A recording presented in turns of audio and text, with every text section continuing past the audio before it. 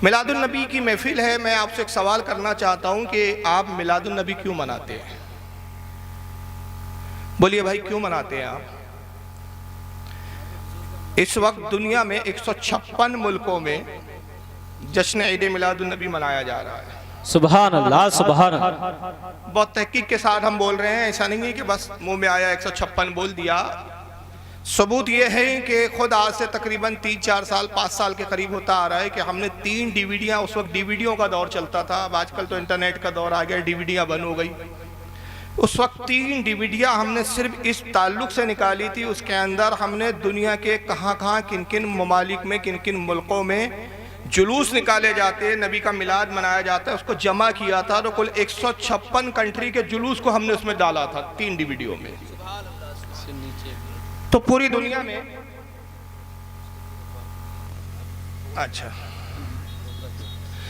तो पूरी दुनिया में इस 156 मुल्कों में जुलूस निकाला जाता है, मिलादुन नबी की महफिल सजाई जाती है और ख़ास तौर से हिंदुस्तान में भी महफिलें सजती है।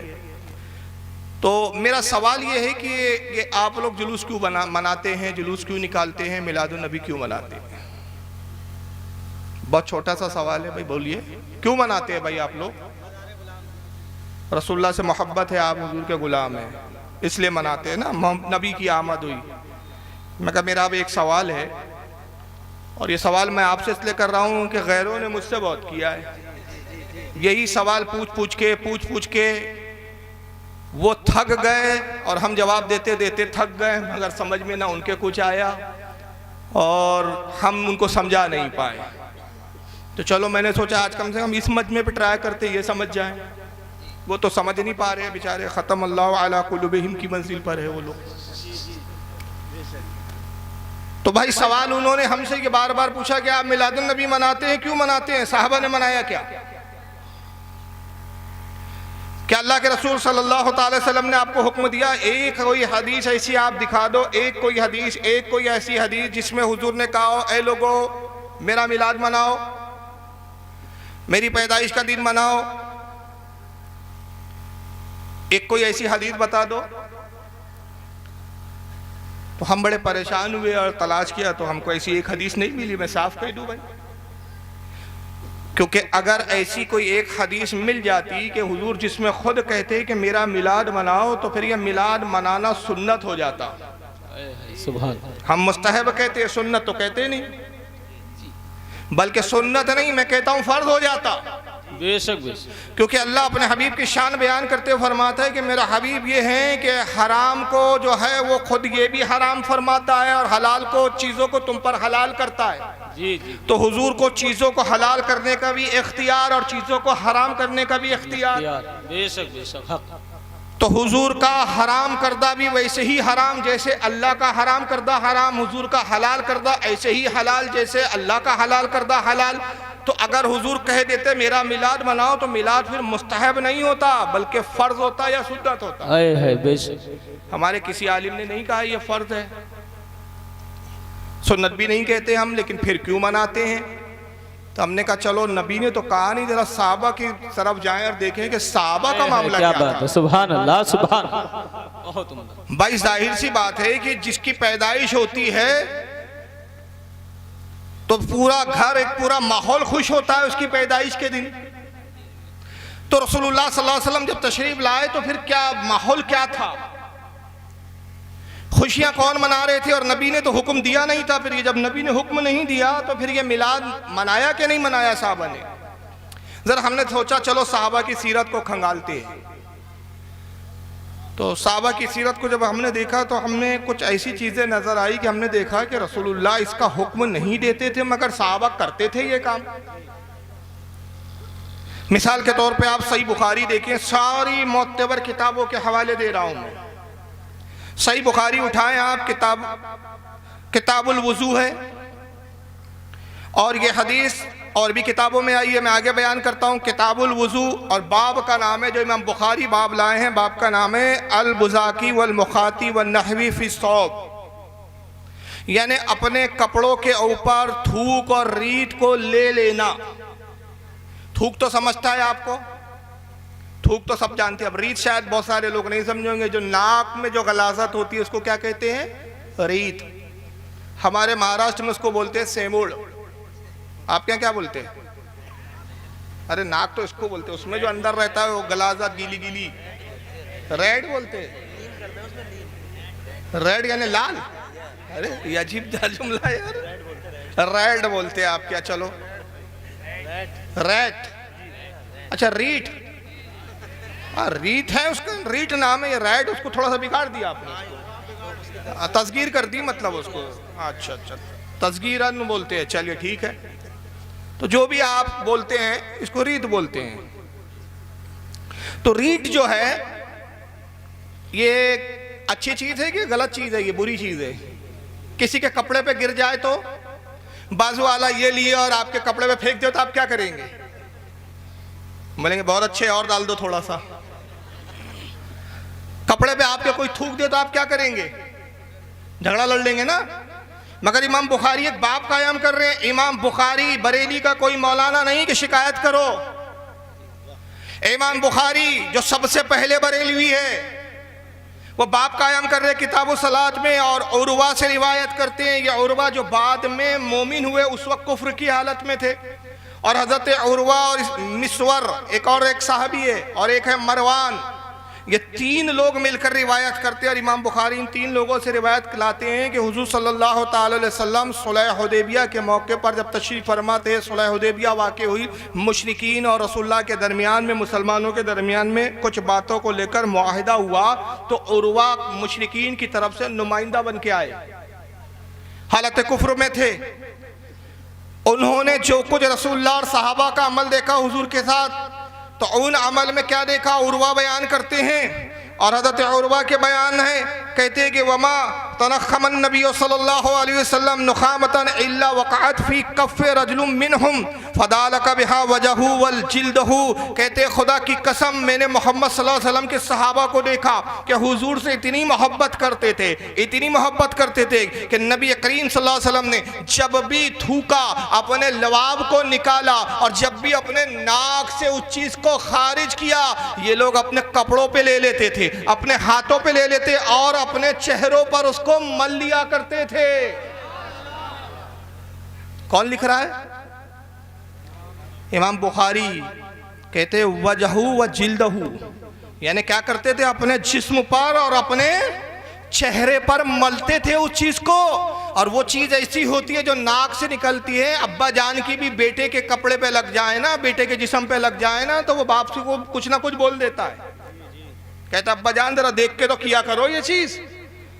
मगर सहाबा इकराम की इश्क व मोहब्बत का आलम देखो, नबी पाक अपने दस्ते मुबारक से निकाल रहे हैं, धोखे से फेंका नहीं है, हुजूर ने कसदन निकाला है। अब निकाल के जब आप जमीन की तरफ उसको डाल रहे हैं, सहाबा जमीन पर उस चीज को, नाक की उतरीत को आने नहीं देते, बल्कि सहाबा इकराम अपने हथेलियों पर लेते, अपने चेहरे पर मलते और अपने हथे जो जिस्म पे मलते हैं। मिलादुन नबी के बारे में सवाल करने वालों, तुम कहते हो कि नबी ने हुक्म दिया क्या? मैं बुखारी की हदीस पेश करके तुमसे सवाल करता हूं, अगर सच्चे हो तो एक ऐसी हदीस दिखा दो, क्या नबी ने कहा कि जब मैं थूकूं तो जिस्म पे मल लेना, जब मैं नाक से निकालूं तो जिस्म और चेहरे पे मल लेना? एक हदीस हो तो दिखाओ।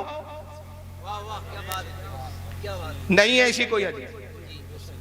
नबी ने कभी नहीं कहा कि देखो मैं अपना लुआब निकालूं तो उसको अपने हाथ हथेलियों पर लो, मैं अपने नाक से रीत निकालूं तो उसको अपने जिस्म पे मल लो। हुजूर ने नहीं कहा। फिर इस हदीस को इमाम अहमद इब्न हंबल भी लाए हैं अपनी मुस्नद के अंदर। हदीस नंबर है 18,928। इमाम इब्न हिब्बान भी अपनी सही में इस हदीस को लाए हैं, हदीस नंबर 4,872। और भी मुहद्दिसीन ने लिखा। तो पता चला कि सहाबा इकराम हर अमल के लिए रसूलुल्लाह की इजाज़त का इंतज़ार नहीं करते थे, बल्कि मोहब्बत का तकाजा था कि मोहब्बत में जो कुछ वो कर गुजरते वही खुद दलील बन जाता था। और इससे एक बात पता चली कि इजहार मोहब्बत के लिए दलील की हाजत नहीं है जी। इजहार मोहब्बत के लिए दलील की हाजत नहीं। इंसान अपने बच्चे से मोहब्बत करता है, बच्चा कहता है अब्बा जान चॉकलेट चाहिए, तो ऐसा नहीं होता कि वो मौलाना के पास आके दलील पूछे कि भाई मैं अपने बच्चे से मोहब्बत करता हूँ, आज बच्चे ने चॉकलेट मांगा है, कैबरिट की चॉकलेट मांगा है, मौलाना साहब जरा किताब खोल के बताइए, दलील दीजिए कि बच्चे को चॉकलेट दे सकते हैं कि नहीं। बेगम साहिबा ने मोहब्बत के इजहार के लिए शोहर साहब को बुलाया और रात के 2 बजे बुलाया, इशारों में बोल रहा हूँ। तो मैंने आज तक किसी वहाबी मौलवी को भी नहीं देखा कि उसने किताब खोली और कहा बेगम रुकिए, रात के 2 बजे बीवी के पास जाना जायज़ है या नहीं, पहले देख लूँ दलील। इजहार मोहब्बत के लिए दलील की ज़रूरत नहीं पड़ती। आइए एक और सहाबी का हवाला सुनते चले। इस हदीस को भी इमाम बुखारी लाए अपनी किताब तारिखुल कबीर के अंदर। इमाम बुखारी लिख रहे हैं, देख लें कितने बड़े बरेलवी थे ये। इमाम बुखारी तारिखुल कबीर जिल्द नंबर 4 सफ़ा नंबर 177 हदीस नंबर 2403 पर लाए और इस हदीस को इमाम हाकिम भी लाए अपनी अल मुस्तदरक में जिल्द नंबर 3 सफ़ा 589 हदीस नंबर 6181। इमाम तबरानी भी इस हदीस को लाए। अभी हदीस में आगे बयान कर रहा हूँ, पहले हवाले सुन ले कितनी किताबों में है ये हदीस। इमाम तबरानी भी मौजमुल कबीर में लाए हैं, हदीस नंबर 6746। इमाम काजी एयाज अपनी किताब अशिफा में लाए हैं, जिल्दो सफ़ा 56 के ऊपर। एक सहाबी रसूल है हज़रत अबू महज़रा।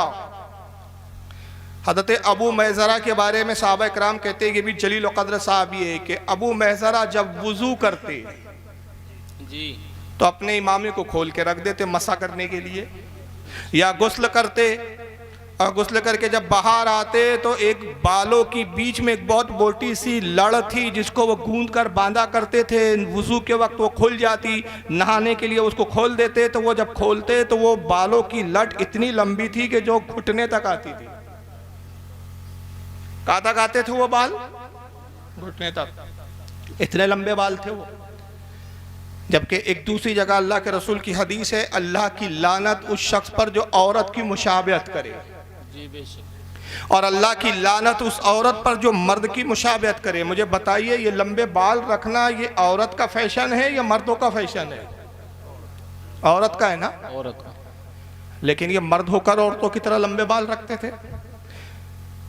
तो बाज़ ताबईन इकराम ने उनसे पूछा, अय अबू महज़ूरा, अय अबू महज़ूरा ये बताइए कि ये बाल आप कटाते क्यों नहीं है, ये इतने लंबे क्यों रखा है आपने? क्या आपको रसूलुल्लाह की वो हदीस नहीं मालूम कि आका ने कहा, सरकार ने फरमाया औरतों की तरह मुशाबहत न करो?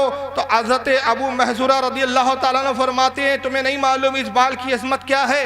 मामला ये है कि जब मैं छोटा था तो मेरी वालदा रसूलुल्लाह की खिदमत में मुझे ले गई और अर्ज़ किया अल्लाह के नबी मेरे बेटे के लिए दुआ फरमाइए। आका ने मोहब्बत और शफ़क़त में दुआ भी की और दुआ के साथ साथ शफ़क़त में मेरे सर के इस हिस्से पर अपने दस्ते मुबारक को, अपने हाथ को फेरा। जिस बालों पर नबी का हाथ लग गया मेरी माँ ने मुझे काटने न दिया। अब जब जवान बड़ा हुआ मैंने भी उन बालों को काटना गवारा ना किया, इसलिए कि मुझे हया आती है जिन बालों पर नबी का दस्ते मुबारक लग गया हो उसको काट कर मैं नालों और गडरों में बहा दूं। मुझे हया आती है इसलिए ये वो बाल है जिस पर नबी का दस्ते मुबारक लगा हुआ। सुभान अल्लाह, नारे तकबीर, नारे रिसालत, मसलके आला हजरत, जश्न ईद मिलादुन नबी जिंदाबाद।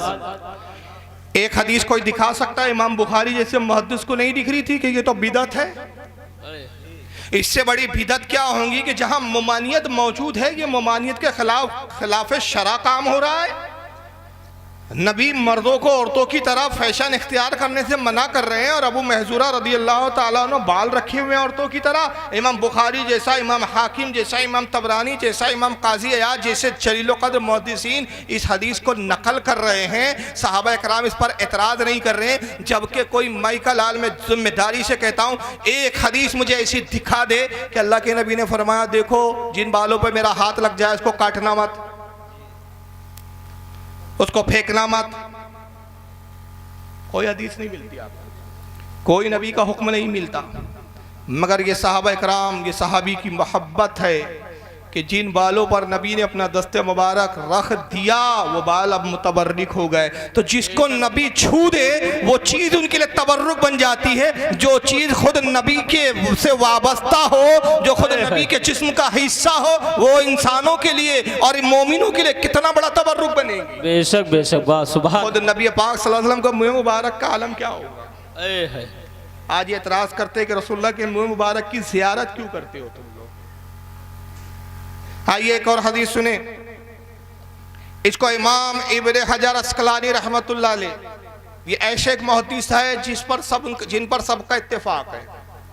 इनको उलमाए देवबंद भी मानते हैं, नाम नेहाद अहले हदीस गैर मुक़ल्लिदीन भी इनको मानते हैं। अल्हम्दुलिल्लाह हम बरेलवी भी इन पर इत्तेमाद करते हैं। इमाम इब्न हजर अस्कलानी अपनी मशहूर ज़माना किताब इसाबा फ़ी तमीज़ुस सहाबा सफ़ा नंबर 72 पर रिजाल नंबर 275 पर फरमाते हैं कि एक जलील क़द्र ताबई है हज़रत साबित बुनानी। ताबई है, शागिर्द है जलील क़द्र सहाबी हज़रत अनस इब्न मालिक के। और अनस इब्न मालिक वो सहाबी है जो रसूलुल्लाह की सोहबत में 10 साल रहे, 10 साल हुजूर की खिदमत में रहे। जब हज़रत अनस का इंतकाल हुआ, अपने शागिर्द साबित बुनानी को बुलाया। अब बुला के कहा, ऐ साबित बुनानी सुनो, मेरी एक वसीयत है, मेरा बस अब इंतकाल का वक्त करीब है। का उस्ताद मोहतरम बताएं क्या वसीयत है? फरमाया वसीयत यह है कि वो फुला जगह एक डिब्बी रखी हुई है, उसको ले आओ। एक छोटी सी चांदी की डिब्बी थी, वो ले आए उनके शागिर्द साबित बुनानी। खोला तो उसमें चंद बाल शरीफ थे, बाल। सुभान अल्लाह। कहा उस्ताद मोहतरम है अनस इब्न मालिक साहब, ये रसूल ये कैसे बाल है? कहा ये रसूलुल्लाह के मुँह मुबारक है, सरकार के दाढ़ी शरीफ के बाल है जो मैंने चुन लिए थे। और साबित बुनानी, मेरी वसीयत ये है कि जब मेरा इंतकाल हो जाए तो इन बालों को मेरी ज़बान के नीचे रख देना,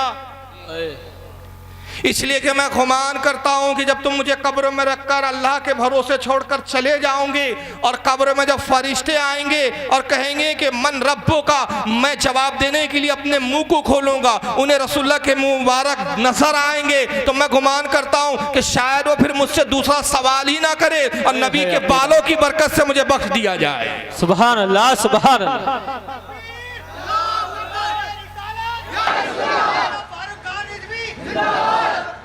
क्या कोई एक हदीस दिखा सकता है मुझे, कोई अहले हदीस कि नबी ने कहा मेरा बाल रखना सवाल लिए होंगे तुमसे? दिखाओ कोई एक ऐसी हदीस।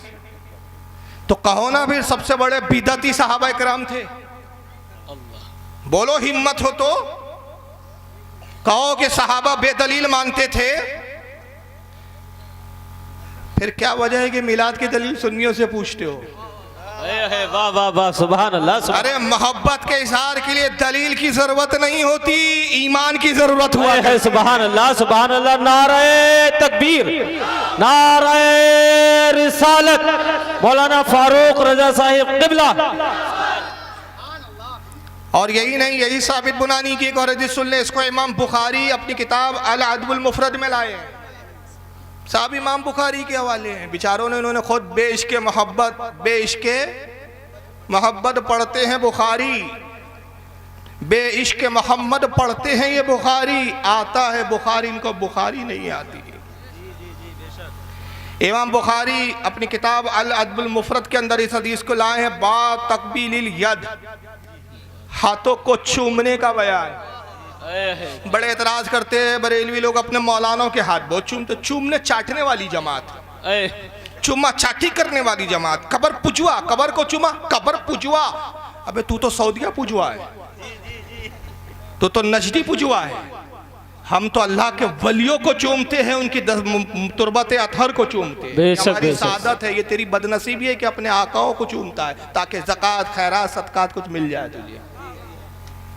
हम वलियों को चूमते हैं ताकि हमारी आखिरत कामयाब हो जाए, और तू अपने नजदी आकाओं को चूमता है ताकि तेरी दुनिया कामयाब हो जाए। तू दुनिया की फिक्र कर, हम आखिरत की फिक्र करते हैं। बेशक बेशक, हक में हम में बड़ा फर्क है।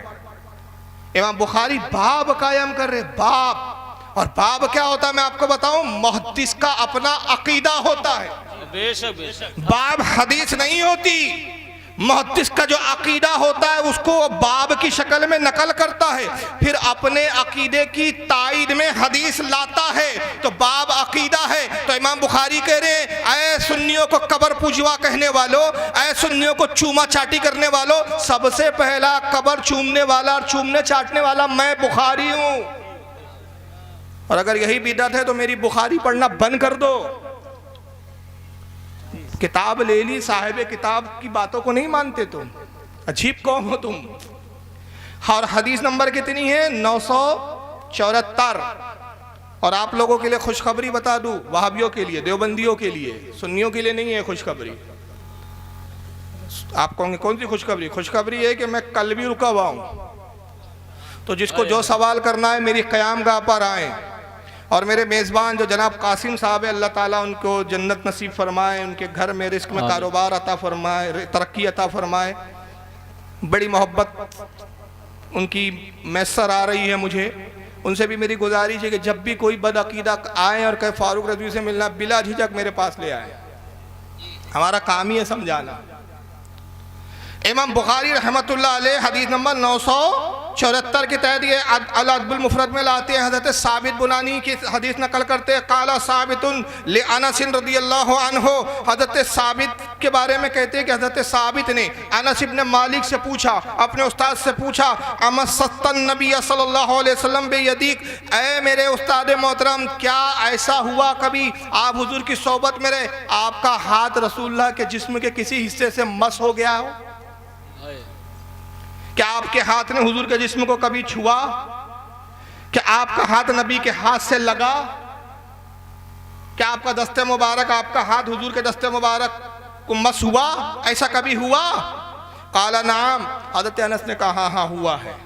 मैं तो हुजूर का सहाबी था, हुजूर की खिदमत में रहता था। बारहा ऐसा हुआ कि मेरा जिस्म हुजूर के जिस्म से मस हुआ, मेरा हाथ रसूलुल्लाह के दस्ते मुबारक से लगा। फ़क़ब्बलहा, जैसे ही साबित बुनानी ने ये सुना, हज़रत अनस के हाथ को चूम लिया। सुभान अल्लाह, सुभान। तो हमने कहा कि इन्होंने रसूल के हाथ को तो नहीं चूमा, अनस के हाथ को चूमा। और हज़रत अनस के हाथ को क्यों चूमा? उस्ताद होने की हैसियत से नहीं चूमा, बुजुर्ग होने की हैसियत से नहीं चूमा। इसलिए चूमा कि इस हाथ को रसूलुल्लाह के दस्ते मुबारक से निस्बत हो गई है। तो पता चला ताबई और सहाबी वो थे जो निस्बतों को देखा करते थे, दलीलों को नहीं देखा करते है। सुभान अल्लाह, सुभान अल्लाह। बहुत।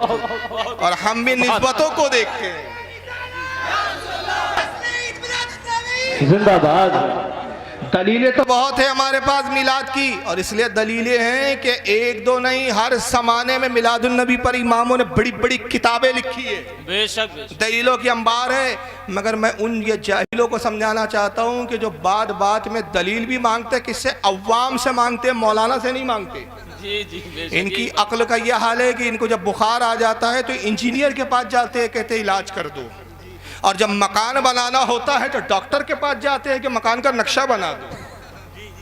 अजीब उल्टी अकल है इनकी। अरे भाई, जिस फील्ड का जो माहिर है उससे पूछना, भाई मिलाद बनाना कहाँ है, पूछ किससे रहा है? अव्वाम से पूछता है। अब एक बात मौलाना से पूछ, कारोबार कैसा चल रहा है, मंदी का दौर है, क्या हालत है, ये अव्वाम से पूछ। मौलाना से कारोबार पूछता है, बेचारे मौलाना को कारोबार की कोई पता नहीं, वो अपने मदरसे मस्जिद में लगे हैं। मौलाना से कारोबार के, और मौलाना क्या चल रहा है आजकल, बेचारा मौलाना क्या बताएगा। मौलाना से हदीस पूछ, और क्या चल रहा है आजकल वो अव्वाम से पूछ। तो अव्वाम से मसला पूछता है, मौलाना से हालचाल पूछता है। अजीब उल्टी अकल है इसकी। अब आइए और देख लें, मैं दो चार एक और हदीस पेश कर देता हूँ। बोर तो नहीं हो रहे ना? मैं 4 घंटे बोलूँगा, अगर आप सुनेंगे तो प्रॉब्लम नहीं है मुझे, मैं थकता नहीं हूँ। मैं वाबियों को थकाता हूँ, मैं नहीं थकता। और क्यों नहीं थकता? बरेली के विटामिन मिलते हैं, बरेली से टॉनिक। वाह वाह वाह। रजा का नाम ले लो, सारी थकावट दूर हो जाती है। बेशक बेशक। और रजा का नाम वहाबी के सामने ले लो, जितना फ्रेश हो उतना मनूस हो जाता है। ये तासीर है नाम है रजा की। हज़रत इमाम मोहम्मद इब्न साद कब इंतकाल हुआ? 230 हिजरी में। अभी कौन सा चल रहा है? 1400, मोटा मोटा चले हम, 1441। 1200 साल पहले के मुहद्दिस। तुम कहते हो ना ये अकीदे बरेलियों के नहीं, ये मुहद्दिसीन के, इमामों के अकीदे हैं। 1200 साल पहले के मुहद्दिस इमाम मोहम्मद इब्न साद, उनकी बड़ी मशहूर ज़माना किताब है अत-तबक़ातुल कुबरा। तबक़ातुल कुबरा के अंदर ये हदीस लिखते हैं। फिर इसको बहुत सारे मुहद्दिसीन ने लिखा, उसके हवाले में आगे दे दूंगा 1-2 किताबों के। मेरे पास यहाँ बहुत सारे हवाले होते हैं, लेकिन चंद मैं दे देता हूँ, क्योंकि सुन्नियों के लिए एक ही हवाला काफ़ी होता है। वो तो वहाबियों पे बोझ लाता हूँ मैं, ये ले, ये भी संभाल, ये भी संभाल, ये भी संभाल। देखता हूँ कितनों का इनकार करता है तू। जितनों का इनकार करेगा, तेरी पोल खुलेंगी, पता चलेगा तेरा अकीदा वो है जो 1400 साल में किसी का नहीं है। तूने 1400 साल के सबका इनकार कर दिया, तो तू नया है। इसलिए मैं इतने हवाले देता हूँ, वरना सुन्नियों के लिए तो एक ही हवाला काफ़ी होता है। हज़रत इब्राहिम बिन अब्दुर्रहमान बिन अल-कारी, इनसे इमाम इब्न साद रिवायत करते हैं, और वो अपना खुद का एक देखा हुआ अमल, एक देखा हुआ वाक़या बयान करते हैं। और बारहा का ये वाक़या, ये ताबई जलील क़द्र हज़रत इब्राहिम बिन अब्दुर्रहमान बिन अल-कारी, वो क्या बयान करते हैं, कहते अन्नहु नज़रा इला इब्न उमरा वदआ यदहु अला मक़दिन नबी सल्लल्लाहु अलैहि वसल्लम मिनल मिंबर सुम्मा वदआ अला वजही। कहते हैं कि मैंने बारहा कई बार अब्दुल्ला इब्न उमर, सहाबी रसूल अब्दुल्ला इब्न उमर, फारूक आज़म खलीफा दुअम के साहबजादे और रसूलुल्लाह के जलील व क़द्र सहाबी, कहते मैंने उनको अक्सर देखा कि जब वो आते मस्जिद नबवी के अंदर तो रसूलुल्लाह सल्लल्लाहु अलैहि वसल्लम की कब्र पर हाजिर होते। बड़ी तवील हदीस है। और फिर आखिरी हिस्सा बयान करते हैं कि हुजूर की ज़ियारत के बाद अन्नहु नज़रा, कि मैंने ये भी देखा, इला इब्न उमरा, कि मैंने हज़रत अब्दुल्ला इब्न उमर को देखा कि फिर हुजूर के मिंबर के पास आते, वदआ यदहु अला मक़दिन नबी सल्लल्लाहु अलैहि वसल्लम मिनल मिंबर, तो मिंबर पर जहाँ नबी तशरीफ रखते थे उस मिंबर पे अपने हाथों को फैलाते थे, सुम्मा वदहा, अपने हाथों को फेरते थे, अला वजही, और फिर उसके बाद अपने उस हाथ को अपने चेहरों पर, बदन पर मलना शुरू कर देते। सुभान अल्लाह, सुभान अल्लाह। नारे तकबीर, नारे रिसालत, मसलके आला हजरत मौलाना फारूक रज़वी साहिब क़िबला। क्यों अपने चेहरे पर उस हाथों को मलते हैं, क्यों उस मिंबर पे हाथ फेर रहे हैं? कह दो ना ये मिंबर पुजवा है। कबर चूमा तो कबर पुजवा हो गया, इन्होंने मिंबर चूमा तो मिंबर पुजवा नहीं हुए। और क्यों चूम रहे हैं, वजह बताई खुद ताबई ने कि उनके चूमने की वजह कि वो जगह जिस पर नबी बैठे, कुछ देर बैठे, अब नबी की वहाँ जिस्म मुबारक तो मौजूद नहीं है, तो जहाँ नबी कुछ देर बैठ जाए सहाबी के नज़दीक वो जगह चूमने के लायक है। तो जहाँ नबी हमा वक्त मौजूद हो वो कब्र मुबारक कितने चूमने के लायक हो। सुभान अल्लाह, सुभान अल्लाह। क्या रसूलुल्लाह की एक हदीस दिखा सकता है कोई अहले हदीस? फिर वही बात घूम कर आई। अल्लाह के नबी ने कहा था मेरे मिंबर को चूमना, चाटना।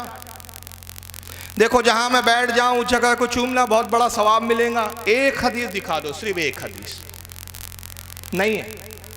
और जैसे कहा कि इसके हवाले और भी सुन लीजिए, इमाम इब्न हिब्बान ने इसको अपनी अस्सिक़ात किताब के अंदर लाया है। 354 हिजरी में इनका इंतकाल हुआ।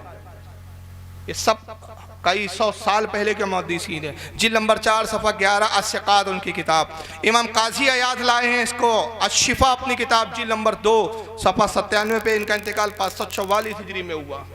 और आखिर में एक बात सुन ले, दो बातें बस पे फिर मैं असल मौजू पर आ जाऊँगा। इमाम मालिक रदी अल्लाह तआला अन्हु का अमल क्या था? इमाम मालिक रदी अल्लाह तआला अन्हु ये मसलक के भी इमाम हैं। और बता दूँ ये ऐसे पहले वाहिद मुहद्दिस है जिन्होंने हदीस की सबसे पहली किताब बाज़ाब्ता लिखी। मुअत्ता इमाम मालिक पहले मुहद्दिस है। या दूसरे लफ्ज़ों में कह दूँ कि हदीसों को किताबी शक्ल में लिखने का दस्तूर और रिवाज हज़रत इमाम मालिक ने सबसे पहले कायम किया। कितने बड़े मुहद्दिस होंगे। मदीने में नंगे पैर चलते थे, चप्पल और जूता नहीं पहनते थे, सवारी पे सवार नहीं होते थे। लोगों ने पूछा इमाम मालिक, लोग हंसते हैं आप पर, कितना बड़ा वक्त का इमाम नंगे पैर चलता है। ज़रा सोचो आप, आपकी बस्ती में कोई मौलाना नंगे पैर घूमे तो आप बोलेंगे क्या हो गया यार, मौलाना को पागल हो गए, सटिया गए, पैर में जूता चप्पल ही नहीं है। फिर अगर आप मौलाना को कहें मौलाना साहब आइए मेरी गाड़ी पे बैठ जाइए, होंडा पे बैठ जाइए, मेरी बाइक पे बैठ जाइए, मौलाना कहे नहीं नहीं मैं आपकी बाइक पे नहीं बैठूंगा भाई, मैं पैदल ही चलूंगा। आप कहेंगे अजीब मौलाना है, गाड़ी पे भी नहीं बैठता, बोलोगे ना, पागल डिक्लेयर कर दोगे ना। लोगों का वही हाल हुआ। इमाम मालिक आप इतने बड़े वक्त के इमाम, ये क्या मामला है, नंगे पैर चलते हैं, जूता चप्पल कुछ नहीं पहनते, सवारी पे सवार नहीं होते। आपने फरमाया खामोश, तुम क्या जानो मदीने का एहतराम, ये वो सरजमीन है जहां मेरे आका के कदमे मुबारक लगे हैं। मुझे हया आती है कि उस जगह को मैं जूतों और चप्पलों से रोन डालूं। सुभान अल्लाह। ये मोहब्बत थी ना। क्या दलील है उनके पास, इमाम मालिक के पास? क्या इमाम मालिक ने कोई हदीस सुनाई कि लोगों अल्लाह के रसूल की हदीस है कि हुजूर ने कहा मदीने में नंगे पैर घूमना? अगर तुम्हारा पैर उस जगह पड़ गया कि जिस ज़मीन पर मेरा भी कदम लगा था तो तुम बहुत बड़े गुनाहगार, बहुत बड़े पापी हो जाओगे। एक हदीस थी कोई, इमाम मालिक के पास हदीस नहीं है, ये मोहब्बत है। पता चला इशारे मोहब्बत के लिए दलील की ज़रूरत नहीं, ईमान की ज़रूरत है। सुन्नियों के बाद चूंकि ईमान है इसलिए इज़हार मोहब्बत करते हैं, जिनके बाद ईमान ही नहीं वो इन्हीं में लगे रहते हैं, दलील कहाँ है। और फिर इमाम मालिक का अदब देखो साहब, इन्होंने तो बकौल वहाबियों के बिदत में इंतहा कर दी, इनसे बड़ा बिदती नहीं होगा फिर तो कोई, मगर मजबूरी में इनको भी इमाम मालिक कहना पड़ता है। अपनी कनीज को तैयार किया उन्होंने एक बात के लिए, और किस बात के लिए तैयार किया इसको इमाम काजी अयाद अशिफा में नकल करते हैं, जिल्दो सफ़ा 45। और शाह अब्दुल अजीज़ मुहद्दिस देहलवी, जिनको देवबंदी भी मानते हैं, जिनको सुन्नी भी मानते हैं, जिनको अहले हदीस भी मानते हैं, शाह अब्दुल अजीज़ मुहद्दिस देहलवी अपनी किताब बुस्तानुल मुहद्दिसीन सफ़ा 19 पर नकल करते हैं कि अपनी कनीज को तैयार किया, और तैयार ये किया कि जब कोई सवाल करने वाला आता इमाम मालिक के बारे में पूछता तो कनीज कहती ये बताओ मसला पूछने आए हो कि रसूलुल्लाह की हदीस सुनने आए हो। कहने वाला कहता है कि मसला पूछना है, कहती बैठो। बैठक रूम में बिठा देती, ड्राइंग रूम में बिठा देती, इमाम मालिक के पास हाजिर होती। कनीज कहती आका कोई शख्स आया है, मसला पूछने आया है। इमाम मालिक फौरन उठते, उस रूम में आते, कहते हैं शख्स बताओ क्या मसला है, क्या फतवा लेना है। हुजूर ये फतवा पूछना, ये मसला पूछना है, आप जवाब दे देते।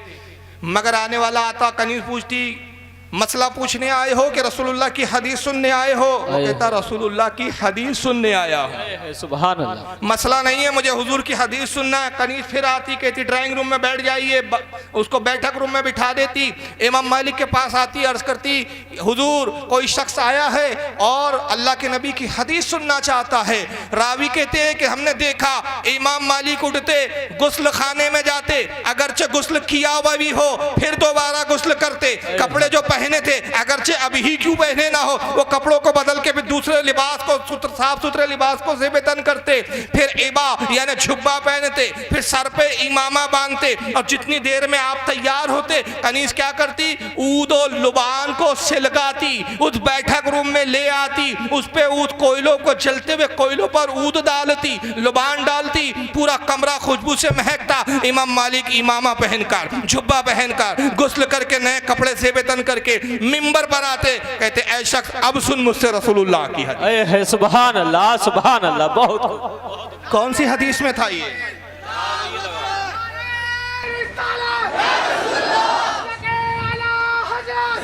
अंदाजा लगाएं जो नबी की हदीस सुनाने में इतनी मोहब्बत और अदब का इजहार करे वो नबी की कितने अदब करते होंगे, नबी से कितनी मोहब्बत करते होंगे। मगर क्या कोई अहले हदीस एक ऐसी हदीस दिखा सकता है? मैं चैलेंज करता हूँ कि इमाम मालिक के पास ही कोई एक ऐसी हदीस हो, क्या इमाम मालिक सुनो अल्लाह के नबी की हदीस आई हो कि अल्लाह के नबी ने कहा सुनो जब मेरी हदीस बयान करना तो गुस्ल करना, कपड़े बदलना, इमामा जरूर पहनना, इमामा ना हो सर पर तो हदीस मत बयान करना। और जब हदीस बयान करने जिस कमरे में आओ उस कमरे में खुशबू से उस कमरे को मुअत्तर कर देना। कोई एक ऐसी हदीस, ये इमाम मालिक की मोहब्बत का आलम था। और तुम्हारा आलम तो कि गडरों और नालों पर तुम हदीसें सुनाते हो। खड़े हो गए, आओ आओ भाइयों, आओ आओ आओ आओ, जमात बनाओ, चलो। कहीं भी फसाइल आमाल लिया, खड़े हो गए, ये तुम्हारा हाल है। और यही नहीं, अब आइए एक सबसे बड़े बिदती इमाम के बारे में बता रहा हूँ। हुक्म लगाना है तो इनको बिदती बोलो, बरेलियों को बिदती बहुत बोल दिया तुमने। कुछ पढ़ो अंधो, ना बिनाओ कुछ पढ़ो, उसके बाद मुंह खोलो। इसलिए बरेली के मौलाना से मुनाजरा नहीं करते, उनको पता है अपनी पब्लिक को उल्लू बनाना आसान है, बरेली के मौलाना के सामने बैठना बड़ा मुश्किल है। क्योंकि मुनाजरे में लप्पासी नहीं चलती, किताबें चलती है। बेशक बेशक। और एक रोता है, बोलता लैपटॉप लेके घूम रहा है। मैंने कहा तकरीर मैं करता हूँ, लैपटॉप नहीं करता। मैं चुप हो जाऊं तो क्या लैपटॉप बोलेगा? लैपटॉप चलाने के लिए भी काबिलियत चाहिए। अनपढ़ आदमी लैपटॉप नहीं चलाता, पढ़ा लिखा चलाता है। तो लैपटॉप इसलिए नहीं रखा जाता कि ये तकरीर करता है या मैं इसका मोहताज हूँ, नहीं, पब्लिक इसकी मोहताज है कि जब तक इससे दिखाओ नहीं, पब्लिक मानती नहीं है यार। प्रॉब्लम ये है, मैं लैपटॉप का मोहताज नहीं हूँ। ये तो टेक्निकल चीज़ें तो अभी आई है ना, और तकरीर तो मैं एक ज़माने से कर रहा हूँ, बचपने से कर रहा हूँ। बहुत से उलमा बैठे होंगे शायद जानते होंगे या नहीं जानते होंगे।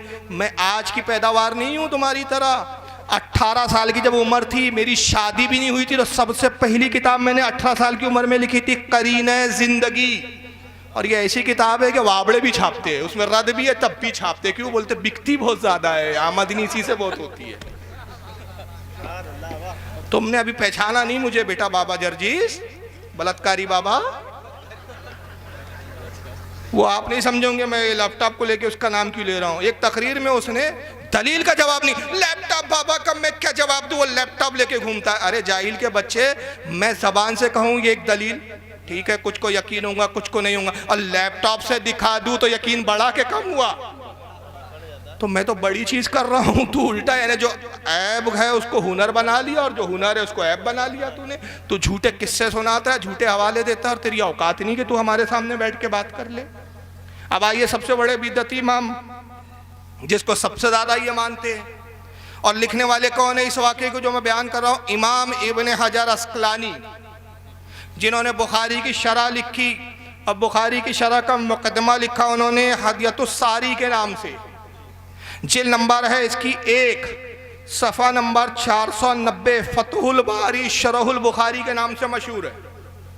फतहुल बारी शरहुल बुखारी, जिल्द नंबर 1, सफ़ा नंबर 490। वो कहते हैं कि इमाम बुखारी रहमतुल्लाह अलैह ने जब बुखारी लिखना शुरू किया, 2 लाख हदीसों को जमा किया। सुभान अल्लाह, 2 लाख हदीसों को कितने साल जमा किया? 19 साल तक। 19 साल लग गए बुखारी हदीसों को जमा करने में। 2 लाख हदीसों को जब कम जमा कर लिया, इकट्ठा कर लिया, तो फिर हदीसों को छांटना शुरू किया। जो उनके उसूल के मुताबिक सही थी उसको लिखते गए, जो उनके उसूल के मुताबिक सही नहीं लगती थी उनको उसको हटाते गए। 2 लाख हदीसों में से जब छाटा तो बची कितनी? बची 7,563। कितनी? 7,563 हदीसें बच गई। और अगर उसको तकरार के साथ जो हदीसें आई है सही बुखारी में उसको छाटे तो और कुछ कम हो जाती है उसमें। अब जब इतनी हदीसें उनके नज़दीक सही लगी, अब उन्होंने कहा इसको मैं किताब की शक्ल में लिख दूँ, सहीहुल बुखारी के नाम से इसको लिखूँ, जामे सही के नाम से लिखूँ। तो उन्होंने कलम उठा के लिखना नहीं शुरू किया।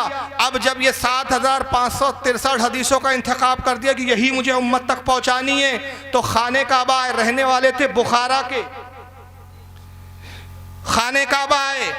खाने काबा आने के बाद एक मकान किराए से लिया। जरा सुने बिदअतें कितनी हो रही है। किराए से मकान लिया इमाम बुखारी ने। मकान लेने के बाद जब हदीस लिखने का जिस दिन इरादा होता, मकान पे गुस्ल करते, नया लिबास पहनते, बैतुल्लाह खाने काबा में आते, कलम और दवात कागज लेकर 2 रकात नमाज पढ़ते शुक्राने की, सिर्फ एक हदीस लिखते और उड़ जाते। बस एक हदीस, दूसरी हदीस नहीं लिखते हो। एक हदीस लिखते उड़ जाते, फिर दूसरी हदीस लिखना का इरादा होता, फिर घर आते, फिर दोबारा गुस्ल करते। भाई वुजू टूटा नहीं है, गुस्ल खत्म हुआ नहीं है, कोई एहतलाम नहीं हो गया है, किसी से मुबाशरत नहीं की है, पाको साफ है, वुजू भी बरकरार है, मगर मोहब्बत और इसका आलम देखो। दूसरी हदीस लिखना है तो नया वो गुस्ल, नया कपड़ा, नया लिबास, फिर दोबारा नमाज, फिर आते रूम पर, फिर नहाते हैं, फिर लिबास बदलते हैं, फिर खाने काबा में आते, फिर 2 रकात नमाज पढ़ते, फिर एक हदीस लिखते हैं। यानी 7,563 की हदीसों को लिखने के लिए 15,126 रकातें नमाज पढ़ी। सुभान अल्लाह, सुभान अल्लाह, सिर्फ बुखारी लिखने के लिए। और 7,563 मरतबा गुस्ल किया, 7,563 मरतबा लिबास बदला। जरा इमाम बुखारी से पूछा, इमाम बुखारी बताइए रसूलुल्लाह की एक हदीस भी तो आपने बुखारी में ऐसी नहीं लिखी कि अल्लाह के नबी ने कहा खबरदार खबरदार जब मेरी हदीस लिखना तो गुस्ल करना। आपने खुद एक ऐसी कोई हदीस नहीं बयान की। तो अगर ऐसी कोई हदीस होती तो हम मान लेते भाई इस हदीस पर आपका अमल हो रहा था, नबी की कोई हदीस नहीं, सहाबा का कोई अमल नहीं। एक हदीस आपने किसी सहाबी से भी नहीं रिवायत की, सहाबी तो छोड़ो किसी ताबई से भी रिवायत नहीं की। अरे ताबई तो छोड़ो, तब ताबई से भी आपने रिवायत नहीं की कि एक कोई ऐसी हदीस होती कि जिसमें आका बयान करते हो या सहाबी कह रहे हो या ताबई कह रहा हो या तबे ताबई का अमल हो कि ये कि जब तुम रसूल की हदीस लिखो तो खाने काबा में लिखो, जब लिखने बैठो तो पहले गुस्ल कर लो, गुस्ल के बाद 2 रकात नमाज शुक्राने की नफिल पढ़ो, और सिर्फ एक लिखना दूसरी मत लिखना। ये उसूल और ज़ाब्ता इमाम बुखारी ने लाया कहां से? हदीस तो है ही नहीं, और हो तो 2 काम करो वहाबियो, या तो हदीस दिखाओ या इमाम बुखारी पे बिदती का फतवा लगाओ। जी जी बेशक। दोनों में तुम्हें मौत आ जाएंगी, ना तुम हदीस दिखा सकोगे ना इमाम बुखारी को बिदती बोल सकोगे। तो पता चला कि तुम्हारा बिदती का फतवा अपना खुद साख्ता है, ये तुम्हारा अपना बनाए हुए उसूल के तहत है। और हमारा अकीदा ये है कि ये इमाम बुखारी की मोहब्बत थी रसूलुल्लाह से हदीस लिखने पर, ये रसूलुल्लाह की हदीसों को जमा करने पर मोहब्बत का इजहार था, और इजहार मोहब्बत के लिए उनके लिए दलील की ज़रूरत नहीं थी, ईमान और मोहब्बत की ज़रूरत। बेशक बेशक बेशक। अगर सिर्फ इस तरह के वाक़यात बयान करूँ ना तो पूरी रात छोटी पड़ जाए, पूरी रात छोटी पड़ जाए, कई दिन कम पड़ जाए। मगर मैं समझता हूँ कि ये चंद मिसालें, 7-8 मिसालें मैंने पेश की है, ये समझने वाले के लिए काफ़ी है कि इज़हार मोहब्बत के लिए दलील की हाजत। अब जो पूछे कि जुलूस क्यों निकालते हैं, तो जवाब दे दो कि हम इज़हार मोहब्बत में निकालते, हमें दलील की हाजत नहीं। अगर दलील चाहिए तो जा पहले इमाम बुखारी से पूछ के गुस्ल करना और एक हदीस लिखना ये किस हदीस में आया है। अगर तुझे जुलूस की हदीस चाहिए, इमाम मालिक से पूछ के मदीने में नंगे पैर घूमना किस हदीस में आया है। अगर तुझे जुलूस की दलील चाहिए तो जा इमाम मालिक से पूछ कि हदीस बयान करने से पहले इमामा और कमरे में खुशबू महकाना ये किस हदीस में आया है। अगर तुझे जुलूस की दलील चाहिए तो जा साबित बुनानी से पूछ कि अनस इब्न मालिक के हाथ चूमने की दलील कहाँ है। जा अब्दुल्लाह इब्न उमर से दलील पूछ, मिंबर को चूमने की दलील कहाँ है। जा उन सहाबा से पूछ कि नबी करीम सल्लल्लाहु अलैहि वसल्लम जब अपनी नाके मुबारक से रीत को खारिज कर दे, उसको चेहरे और बदन पे मलने की दलील कहाँ है। जा इनसे दलील पूछ। मगर सवाल तो ये कि दलील खुद इन वाबड़ों के पास भी नहीं है नहीं मनाने की। और शरीयत का उसूल ये है, याद रखिए कि उसूल शरा ये है कि ममानियत के लिए दलील चाहिए, जवाज के लिए दलील की हाजत नहीं। मिसाल के तौर पे आप कोई ऐसी चीज़ खाते हैं जिसको आप जायज़ समझते और जायज़ है, मसलन आप बिरयानी खाते हैं, समझाने के लिए मिसाल दे रहा हूँ, तो बिरयानी के जायज़ होने के लिए इतना ही काफ़ी कि जितनी चीज़ें हैं वो सब जायज़ है। चावल जायज़ है, मसाले उसमें जायज़ है, उसमें गोश्त जायज़ है, सबको मिला दिया सब जायज़ है। आप इसके लिए ज़रूरी नहीं है कि हम कहे कोई जाहिल खड़ा हो जाए कि मुझे बताओ बिरयानी क्या रसूलुल्लाह ने खाई है क्या कभी, तो किसी का बाप नहीं दिखा सकता। मगर ये वहाबी इतना बदबूदार फ़िरका है कि मुँह खोले तो बदबू निकलती है। ये बस एक ही रट लगाता है, साहबा ने मिलाद बनाया क्या, दलील कहाँ है, दलील दो, दलील दो। हमने कहा जुलूस की तो दलील मांगता है, तेरे आका लोग जो है नेशनल डे मनाते, उसकी दलील कभी अपने आकाओं से पूछा। अभी इंशाल्लाह मैं गुफ्तगू आगे करूंगा, लेकिन आइए मिलाद ना मनाने की इनके पास क्या दलील है। बड़ी अजीब अजीब दलील है। डॉक्टर जाकिर नाइक को सुन लें आप सबसे पहले, इनके पास क्या दलील है कि मिलाद नहीं मनाना चाहिए। सुनिए। आप देखेंगे हमारे मुस्लिम माशरों में जितने हैं, खुसूसन इंडिया, पाकिस्तान और ममालिक में, कि एक ईद मिलाद नबी मनाया जाता है, वो बर्थडे ऑफ द प्रॉफिट। और अगर आप देखेंगे ये 12 रबी अव्वल है, और जहां तक कि हमें हदीस की रोशनी में हमें यह साबित नहीं होता है कि मोहम्मद सल्लल्लाहु अलैहि वसल्लम ने कभी अपना सालगिरह बनाए, या साहबाज ने या ताइन या तबताइन ने कभी, या ताइन या तबताइन ने कभी उनका सालगिरह बनाए।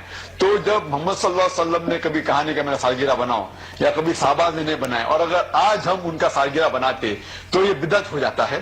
तो सालगिरह बनाने की कोई जरूरत नहीं है, ऐसा कोई इस्लाम एक मजहब के अंदर नहीं है, कुरान में भी नहीं, शरिया में नहीं। ये एक वेस्टर्न कल्चर है, ये एक वेस्टर्न कल्चर है। बताइए, मिलाद नबी का हर कल्चर वेस्टर्न है, तो इनके अकीदे में क्या नबी वेस्टर्न है क्या देसी है? कौन है भाई? बहुत ठंडे बैठे हैं आप लोग। मेरी बात समझ में आ रही है कि नहीं आप लोगों के यार? हाँ, कुछ हरकत तो करो। सिर्फ स्टेज पे हरकत हो रही है, पब्लिक बिल्कुल यह लगता है कि वीडियो पे चेहरे देखकर आप सकते में आ गए। सोच रहे हैं कि रात में नींद आएंगी कि नहीं आएंगी। इतने दलिद्दर मनुष्य चेहरे देख लिए कि हालत यह है कि कल रात ख्वाब में जनाब को देखा, सारी सूरत, कल रात ख्वाब में शैतान को देखा, कल रात ख्वाब में शैतान को देखा, सारी सूरत जनाब की सी थी। तो आपको ऐसा तो नहीं लग रहा है? नहीं भाई, आयतुल कुर्सी पढ़ के आप सो जाइएगा, इंशाल्लाह कुछ नहीं होगा। और अगर किसी को पूरी आयतुल कुर्सी भी याद ना हो, मनुष्य चेहरे आप देख लिए, इंशाल्लाह आप रात में नहीं डरेंगे। सिर्फ 3 बार या रज़ा बोल के सो जाना। तो मौलवी साहब क्या, सॉरी यार मौलवी बोल दिया, गुस्ताखी हो गई, माफी चाहूंगा भाई। डॉक्टर साहब, पता नहीं कौन से डॉक्टर है, अपना पेशा छोड़ के यहाँ आ गए। हाँ, ढोरों के डॉक्टर है बोलते, अल्लाह जाने के डॉक्टर है भाई, होंगे वो डॉक्टर जिस बात के भी। डॉक्टर साहब कह रहे हैं कि देखिए सालगिरह मनाने का हुक्म हमें हदीस में नहीं मिलता। दलील, उसको साहबा ने नहीं मनाया, ताइन ने और तबे ताइन ने नहीं मनाया। ये ताइन और तबे ताइन हमें आज तक समझ में नहीं आया, ये किस बला का नाम है? ये इस्लामिक स्कॉलर है इनका, जिसको ताबईन और तबे ताबईन बोलना नहीं आता। जो ताबईन और तबे ताबईन नहीं बोल सकता, वो इनके यहाँ का इस्लामी स्कॉलर है। और एक तकरीर में जर्जीज बोलता है मेरा रद्द करते हुए कि डॉक्टर जाकिर नाइक इतने बड़े अल्लामा है कि वो मुद्दे तो फारूक जैसे 10 पैदा हो जाए। अबे मैंने कहा एक फारूक आ जाए तेरे जैसे 10 शैतान भाग जाए।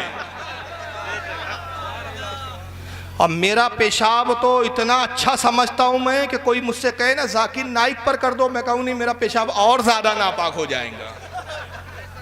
माना कि पेशाब नापाक है, लेकिन इतना भी नहीं है, जाकिर नाइक पे करूंगा तो और ज्यादा हो जाएगा। तो ये है इनके इस्लामिक स्कॉलर, जिसको ताबईन और तबे ताबईन बोलना नहीं आता। ताइन ने नहीं मनाया, तबे ताइन ने नहीं मनाया, ताइन ने नहीं मनाया। हाँ सही बात है, ताइन और तबे ताइन ने कभी मनाया ही नहीं, ताबईन ने मनाया। बेशक बात भी सही है। अच्छा, फिर क्यों नहीं मनाना? तो दूसरी दलील यह है कि वेस्टर्न कल्चर है, यानी ये उसूल है, हदीस नहीं है इनके पास। पूरी जमाते देवबंदी, पूरी जमाते अहले हदीस को चैलेंज है, खुदा की कसम सिर्फ एक ऐसी हदीस जिस दिन तुम दिखा दोगे, एक हदीस सिर्फ तुम जिस दिन ऐसी दिखा दोगे कि जिसमें यह हो कि रसूलुल्लाह ने हुक्म दिया, खबरदार खबरदार मेरा मिलाद ना मनाना वरना बिदअती बन जाओगे, मेरे मिलाद का जिक्र भी नहीं करना वरना मुशरिक हो जाओगे। जिस दिन ऐसी कोई एक हदीस दिखा दोगे, खुदा की कसम हम मिलाद मनाना बंद कर देंगे। बेशक बेशक हदीस दिखा दो। जिस काम से नबी ने नहीं रोका, तू कौन रोकता है? तू नबी है कि शरीयत बना रहा है? तू कौन है? अब चलो भाई, वेस्टर्न कल्चर था इसलिए जायज नहीं, तो जाकिर नाइक को ही देख लेते एक बार, जरा देख लीजिए आप। Welcome on stage the articulate analyst Dr. Zakir Naik.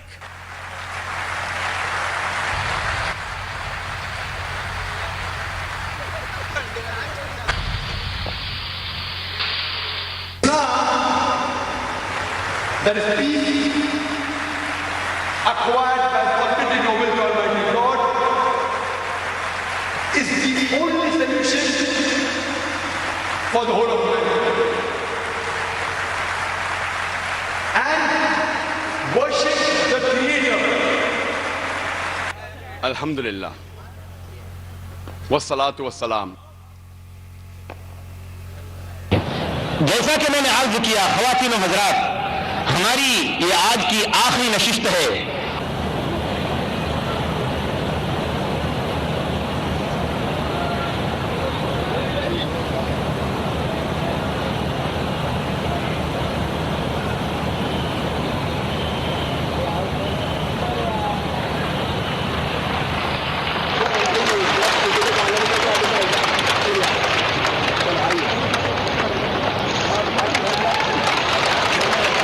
कुछ समझ में आया आपके?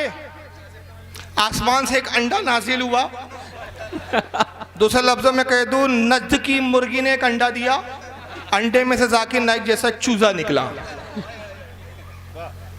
ये कौन सा कल्चर है? ये कौन सी तहजीब है? भाई जो लोग फिल्में देखते हैं वो जानते हैं, मुन्नी बाई अंडे में से निकला करती थी पहले। हेला, कुछ पुराने लोग भी बैठे होंगे, हेलन के गाने आते थे पुरानी, एक हेलन डांसर थी पुरानी फिल्मों की, अंडों में से ही निकलती थी वो। इसका कहीं उससे ताल्लुक तो नहीं है भाई? ये कौन सा कल्चर है हमें बताओ? इतना खूबसूरत स्टेज, लाखों रुपए का स्टेज बनाया, आसमान से अंडा नाजिल हुआ, अंडे में से जाकिर नाइक नाम का चूजा बाहर निकला। ये तकरीर दीनी है, तकरीब दीनी है, बकौल तुम्हारे इस्लाम की तबलीग के लिए तुमने ये स्टेज सजाया है। स्टेज के इस्लाम की तबलीग के लिए ये अंडों में से निकलना, आसमानों से अंडों को उतारना, ये लाइटों के साथ मुन्नी बाई की तरह आना, ये कौन सा कल्चर है? ये वेस्टर्न कल्चर है, हॉलीवुड कल्चर है, बॉलीवुड कल्चर है, कौन सा कल्चर है? हमें भी बताओ कौन सा कल्चर है? और अनाउंस भी ऐसा हो रहा है। देखिए हमारे अनाउंसमेंट कैसा होता है, फर्क देखें कौन इस्लाम पर है और कौन अंग्रेज की औलाद है। मैं आया तो क्या नारे लगे? फारूक रजवी नहीं लगे, नारे तकबीर अल्लाह अकबर। आ रहा है मौलाना, नाम अल्लाह का बुलंद हो रहा है। बेशक बेशक। नारे रिसालत या रसूलुल्लाह, मसलक आला हज़रत जिंदाबाद। और यार let's welcome doctor Zakir Naik. क्या है भाई ये? कौन सी इस्लामी तहजीब है ये? फिर आए जनाब आ रहे इस्लामी तकरीर करने, लिबास इस्लामी नहीं, अंग्रेजों का लिबास, टाई अंग्रेजों की, मगर मिलाद वेस्टर्न कल्चर नजर आया। इनको अपना ड्रामा वेस्टर्न नजर नहीं आता। जबकि मिलाद तो सहाबा ने भी मनाया, मिलाद का जिक्र कुरान और हदीस में भी मिला, इमामों ने किताबें लिखी, मगर ये जो कल्चर तुमने, वेस्टर्न कल्चर तुमने अपनाया, इसके बारे में भी हमें एक हदीस मिली, मगर हदीस ये नहीं मिली कि अंडे में से निकलो। हदीस हमें ये नहीं मिली कि जब तुम मिंबर पे आओ तो अंग्रेजों का लिबास पहन कर आओ। हमें हदीस मिली तो ये मिली, क्या मिली? मन तशब्बहा बेकौमिन फाहुवा मिनहुम, जो जिस कौम की नकल करे वो उन्हीं में से है। बेशक बेशक, हक। किसकी नकल है?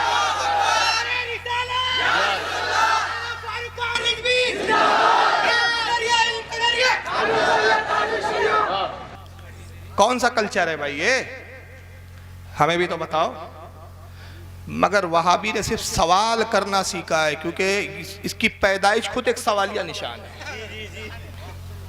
खुद इसकी पैदाइश एक सवालिया निशान है। पूरी जिंदगी सिर्फ सुन्नियों से सवाल पूछता है, ये करते हो दलील का, ये करते हो दलील का। अबे खबीर तू भी तो कभी जवाब दे कि तुम ये करते हो, इसकी दलील का है।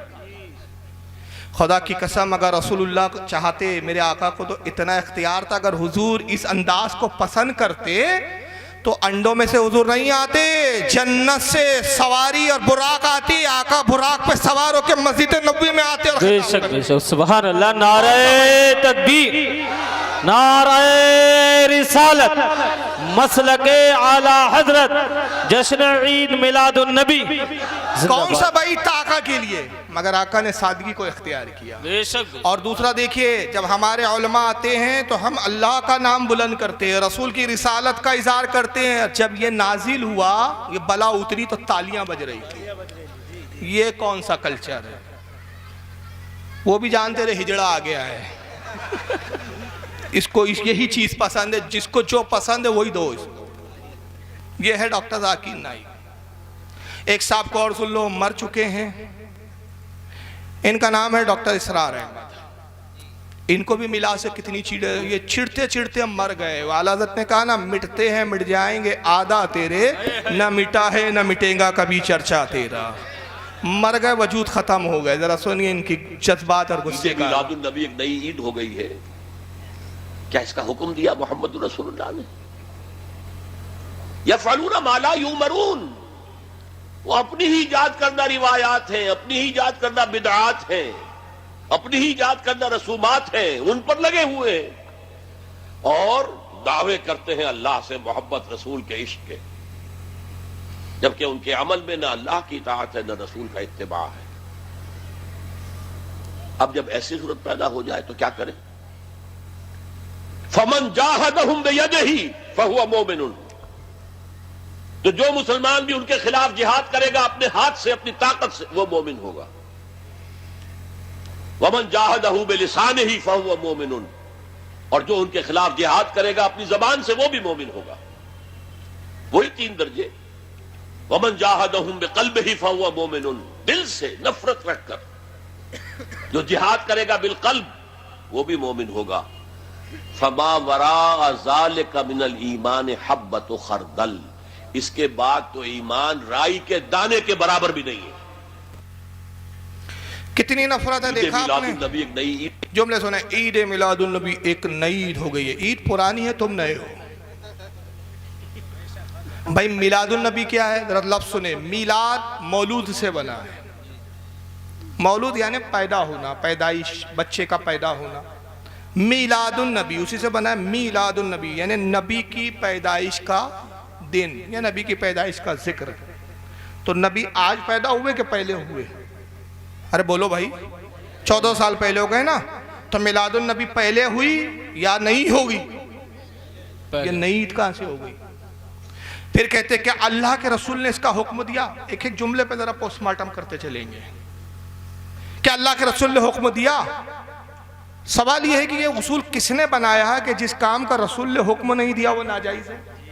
ये उसूल किसने बनाया, उसका नाम बताओ पहले। ये बहुत संजीदा सवाल है और ये ऐसा सवाल है कि अगर इसको सुन्नी याद कर ले ना, खुदा की कसम इनके बड़े से बड़े अल्लामा का पाजामा गीला कर सकता है। मैं बहुत जिम्मेदारी से कह रहा हूँ, मेरी तकरीर का एक जुमला बहुत इंपॉर्टेंस होता है, उसको सुनने आप। जब भी कोई तुमसे पूछे ये तुम करते हो, सहाबा ने किया क्या, रसूल ने हुक्म दिया क्या, उससे पूछो जो काम सहाबा ने और रसूल ने नहीं किया, जिस काम का रसूल ने हुक्म नहीं दिया वो काम नाजायज है। ये उसूल किसने बनाया, उस शख्स का नाम बताओ जी। कौन इमाम है, कौन सा आलिम है, कौन सा बुजुर्ग है, किसने ये उसूल बनाया, उसका नाम बताओ कि जो काम नबी ने नहीं किया, जिस काम का नबी ने हुक्म नहीं दिया। याद रखिए, नबी का हुक्म ना देना नाजायज की दलील नहीं। आगे मैं इसकी दलीलों में इमामों के अक़वाल पेश करूंगा, लेकिन अपनी जगह, क्योंकि आगे और भी कुछ चेहरे आपको देखने हैं डरावने, तो उनके एतबार से वो फिर वहाँ जवाब आ जाएंगे अपनी जगह। लेकिन अभी मैं गुफ्तगू बस उसूल बताता चलूँ कि उसूल शरा यह है कि जिस काम का नबी ने हुक्म नहीं दिया या जिस काम के बारे में नबी का कोई हुक्म ना हो वो नाजायज़ है। ये नहीं है, नाजायज़ के लिए ममानियत की दलील चाहिए। बेशक बेशक। वरना मैं कुछ मिसालें देता हूँ। नबी ने कुरान को किताबी शक्ल में जमा करने का हुक्म नहीं दिया, मगर ये जमा किसने किया? सबसे पहले अबू बकर सिद्दीक ने। और एक ज़माने तक वो कशमकश का शिकार रहे। हज़रत उमर कहते रहे कुरान को जमा कर दीजिए, कुरान को जमा कर दीजिए, इसके हाफिज़ इंतकाल कर रहे हैं, शहीद हो रहे हैं, जंगों में जाते हैं, जिहादों में शहीद हो रहे हैं। ऐसा ना हो कि जितने हाफिज़ कुरान है ख़त्म हो जाए, उम्मत तक कुरान फिर पहुँचेगा नहीं, कुरान ख़त्म होगा। तो हज़रत अबू बकर यही कहते रहे, सही बुखारी में मौजूद है, मैं वो काम कैसे करूँ जिस काम को रसूल ने किया नहीं। वही कशमकश थी कि नबी ने हुक्म दिया नहीं, मगर साहबा ने जब इसरार किया और बताया कि भाई नबी ने नहीं बोला, नबी ने किया नहीं, इसका मतलब अबू बकर ये थोड़ी है कि वो नाजायज़ है। तो अबू बकर फिर मान गए और जमा किया। और अबू बकर सिद्दीक खुद कहते हैं, उनकी रिवायत खुद आती है सही बुखारी में, कहते हैं कि उमर बार बार इसरार करते रहे, यहाँ तक कि फिर अल्लाह ने मेरे दिल में ये खुद बात डाल दी कि कुरान को किताबी शक्ल में जमा कर दिया जाए। सुभान अल्लाह, सुभान। और जब कुरान किताबी शक्ल में जमा हुआ और लाया गया तो अबू बकर सिद्दीक ने क्या कहा था? फरमाया ये बड़ी अच्छी बिदअत है, हाज़ा नअमुल बिदा। ये बिदअत तो है लेकिन कैसी है? अच्छी है, नेमत वाली बिदअत है। पता चला बिदअत दो तरह की होती है, एक बुरी और एक अच्छी। हुजूर ने हुक्म नहीं दिया मगर अबू बकर ने किया। और आगे आए, अल्लाह के नबी सल्लल्लाहु अलैहि वसल्लम ने 2 या 3 रोज तरावी की नमाज पढ़ाई जमात से, फिर आपने तर्क कर दिया। एक हदीस कहीं नहीं मिलेंगी आपको, मैं चैलेंज करता हूँ, कोई एक हदीस माइकल आल दिखा दे कि हुजूर ने कहा लोगों मेरे बाद तुम तरावी की जमात कायम कर लेना। नहीं, बल्कि उसके बरक्स हुजूर क्या कहते हैं, जब साहबा ने कहा अल्लाह के नबी हमें जमात से तरावी की नमाज पढ़ाएं, आपने फरमाया 2 दिन मैंने पढ़ाई या 3 दिन पढ़ाई, मुझे अंदेशा है कि अगर मैं फिर पढ़ाऊँ तो कहीं तुम पर फर्ज ना हो जाए और तुम इसको फिर अदा करने में कोताही करोगे तो तुम बहुत बड़े गुनाह का इर्तिकाब करोगे, बड़े गुनाहगार हो जाओगे। किसने तरावी की जमात कायम की? बोलो भाई। हज़रत उमर फारूक ने, हुजूर के विसाल के तकरीबन 2.5 साल 3 साल के बाद। हज़रत उमर को ये उसूल नहीं मालूम था कि अल्लाह के नबी ने तो हुक्म नहीं दिया, मैं वो काम क्यों करूं? और फिर तरावी की जमात कायम ही नहीं की बल्कि उसको वाजिब करार दे दिया साहब। भाई वाजिब कैसे हो गई? आइए तीसरी दलील सुने। उस्मान गनी के ज़माने में एक अजान का इजाफा हुआ। खुतबे से पहले की अजान हुजूर के ज़माने में नहीं होती थी, या वो सॉरी खुतबे से वो पहली वाली अजान होती थी। कौन सी? जुमे के दिन सिर्फ खुतबे के पहले एक अजान होती थी। उससे पहली एक अजान है वो उस्मान गनी ने शुरू किया। क्या उस्मान गनी को नहीं मालूम था कि रसूलुल्लाह ने इसका हुक्म नहीं दिया? मगर उन्होंने देखा कि लोग फैल गए हैं, मदीना बढ़ चुका था उनके ज़माने का। बहुत से वो लोग हैं कि जिनको पहली अजान से इत्तला नहीं होती, तो एक और अजान बढ़ा दो ताकि जिनको इत्तला नहीं हुई, जो अपने कारोबार में मसरूफ़ है, दूसरी अजान सुनने के बाद कम से कम जुमा पढ़ने आ जाए। दूसरी अजान का इजाफा किया। अमीर माविया ने अपने ज़माने में मस्जिद नबवी में महराब तामीर किया। रसूल के ज़माने में महराब नहीं था। महराब की रस्म किसने निकाली मालूम है आपको? हज़रत अमीर माविया ने। और एक और बड़ी इश्क की बात बताऊं मैं आपको, यार बात आ गई महराब पर। उमर बिन अब्दुल अजीज पहले मुजद्दिद है, साबी नहीं है, ताबई भी नहीं है, तबे ताबई है। हजरत उमर बिन अब्दुल अजीज रदी अल्लाह ताला अन्हु ने अपने ज़माने में या हज्जाज के ज़माने में मस्जिद नबवी की तामीर की और खूबड़ी खूबसूरत बनाया। तो उन्होंने महराब को क्या किया? महराब को कुछ आगे बढ़ा दिया। मतलब मैं समझा पा रहा हूं कि नहीं समझ? आप समझ रहे हैं ना बात? क्या किया? महराब पीछे थी तो उसको क्या कर दिया? आगे बढ़ा दिया। क्यों आगे बढ़ाया? पूछा गया है कि अब्दुल अजीज आपने वो काम क्यों किया जो साहबा ने नहीं किया? हुजूर के ज़माने में जो मुसल्ला था वो पीछे चला गया और आपके ज़माने में मुसल्ला आगे आ गया। उन्होंने कहा तुम नहीं समझोगे, ये मोहब्बत की बात है। वो सहाबा थे जो नबी के मुसल्ले पे खड़े होते थे। आज वैसे लोग नहीं सहाबा की तरह कि नबी की जगह खड़े हो। मैंने मुसल्ला इसलिए आगे कर दिया कि जहां नबी के कदम थे अब हमारे इमाम के वहां सर हो। कहाँ है अब सर? इमाम का, जहां नबी के कदम। बताइए, नमाज हो रही है अल्लाह की, मगर सर कहाँ जा रहा है? अकीदत क्या बोल रही है? नबी की बारगाह में झुक रहा हूँ अदब में, दिल मोहब्बत रसूल में झुक रहा है, सर खुदा की बारगाह में सजदे में झुक रहा है। तो अमीर माविया ने महराब की तामीर की। सहाबा के बहुत बाद में हदीसों की किताबें लिखी गई। सहाबा को नहीं समझ में आया कि नबी ने हदीसों को लिखने का तो कोई हुक्म दिया नहीं, हम ही किताबें लिख लें। बाद के इमामों को क्यों समझ में आया? फिर हदीसों की मुख्तलिफ किस्में की गई, किताबों की किस्में हुई, जामे, सुनन, मुस्नद, मुआजम, दुनिया भर की किस्में बनाई गई। फिर हदीसों को परखने के लिए जरा और तादील का फ़न इजाद किया गया। फिर अस्मा और रिजाल पर किताबें लिखी गई, जरा और तादील पर किताबें लिखी गई। फिर हदीस को परखने के लिए अस्मा और रिजाल, जरा और तादील के फ़न के ज़रिए हदीसों को सही और नादुरुस्त और गलत करार दिया गया। मुझे बताइए, क्या सहाबा के ज़माने में ये सब हुआ? फिर फतावे देने शुरू हुए। मौलाना उलमा फतवे देते थे। आपको सिर्फ एक हवाला बता दूं कि इब्ने तैमिया, जिनको गैर मुक़ल्लिदीन बहुत मानते हैं, उसने फतवे की किताब लिखी जिसका नाम है मजमुउल फतावा। 35 जिल्दों में ये फतावे लिखे। इन वाबियों से पूछो कि इब्ने तैमिया के उन 35 जिल्दों को उठाओ और जलाकर राख कर दो, आग लगा दो, इसलिए कि तुम्हारा तो कहना है कि हमें सिर्फ कुरान और हदीस काफ़ी है, हम किसी इमाम और आलिम को नहीं मानते। तो अपने बाप इब्ने तैमिया की 35 जिल्दों की फतावे क्यों छापते हो जी? इसकी ज़रूरत क्या है? क्या साहबा ने कोई फतावे की किताब छापी? कभी नहीं मिलेगा। वजह क्या है? उसूल शरा ये है कि जिस चीज़ से शरीयत मना ना करे वो काम क्या है? जायज़ है। अब ये हम नहीं कहते। आइए ज़रा हदीसी सुन लीजिए आप इस ताल्लुक से। दुरूद शरीफ पढ़ें आप। अल्लाहुम्मा सल्ली अला, दिखाइए भाई स्क्रीन पे, सल्लल्लाहु ताला अलैहि वसल्लम। अल्लाहुम्मा सल्ली अला सय्यिदना मौलाना मुहम्मदिन अदद मा फी इल्मिल्लाहि सलातम दाइमतम बिदवाम मुल्किल्लाहि सल्लल्लाहु ताला। देख रहे हैं किताब कौन सी है? सुनन इब्ने माजा। सुनन इब्ने माजा बाबुल अतीमा, यानी खाने का बयान। इमाम इब्ने माजा हदीस नंबर 3366 के तहत ये हदीस लाए हैं। इमाम इब्ने माजा कहते हैं, अन सलमान अल फारसी काला सोइला रसूलुल्लाह सल्लल्लाहु अलैहि वसल्लम अनिस समनी वल जुब्न वल फिरा। हज़रत सलमान फारसी रज़ी अल्लाह ताला अन्हु रिवायत करते हैं कि अल्लाह के रसूल से लोगों ने सवाल किया, पूछा, अल्लाह के नबी, घी के बारे में क्या हुक्म है, हमें घी का हुक्म बयान फरमाए। पनीर के बारे में क्या हुक्म है, बयान फरमाए। और वल फिरा, फिरा के दो तर्जुमे किए हैं लोगों ने।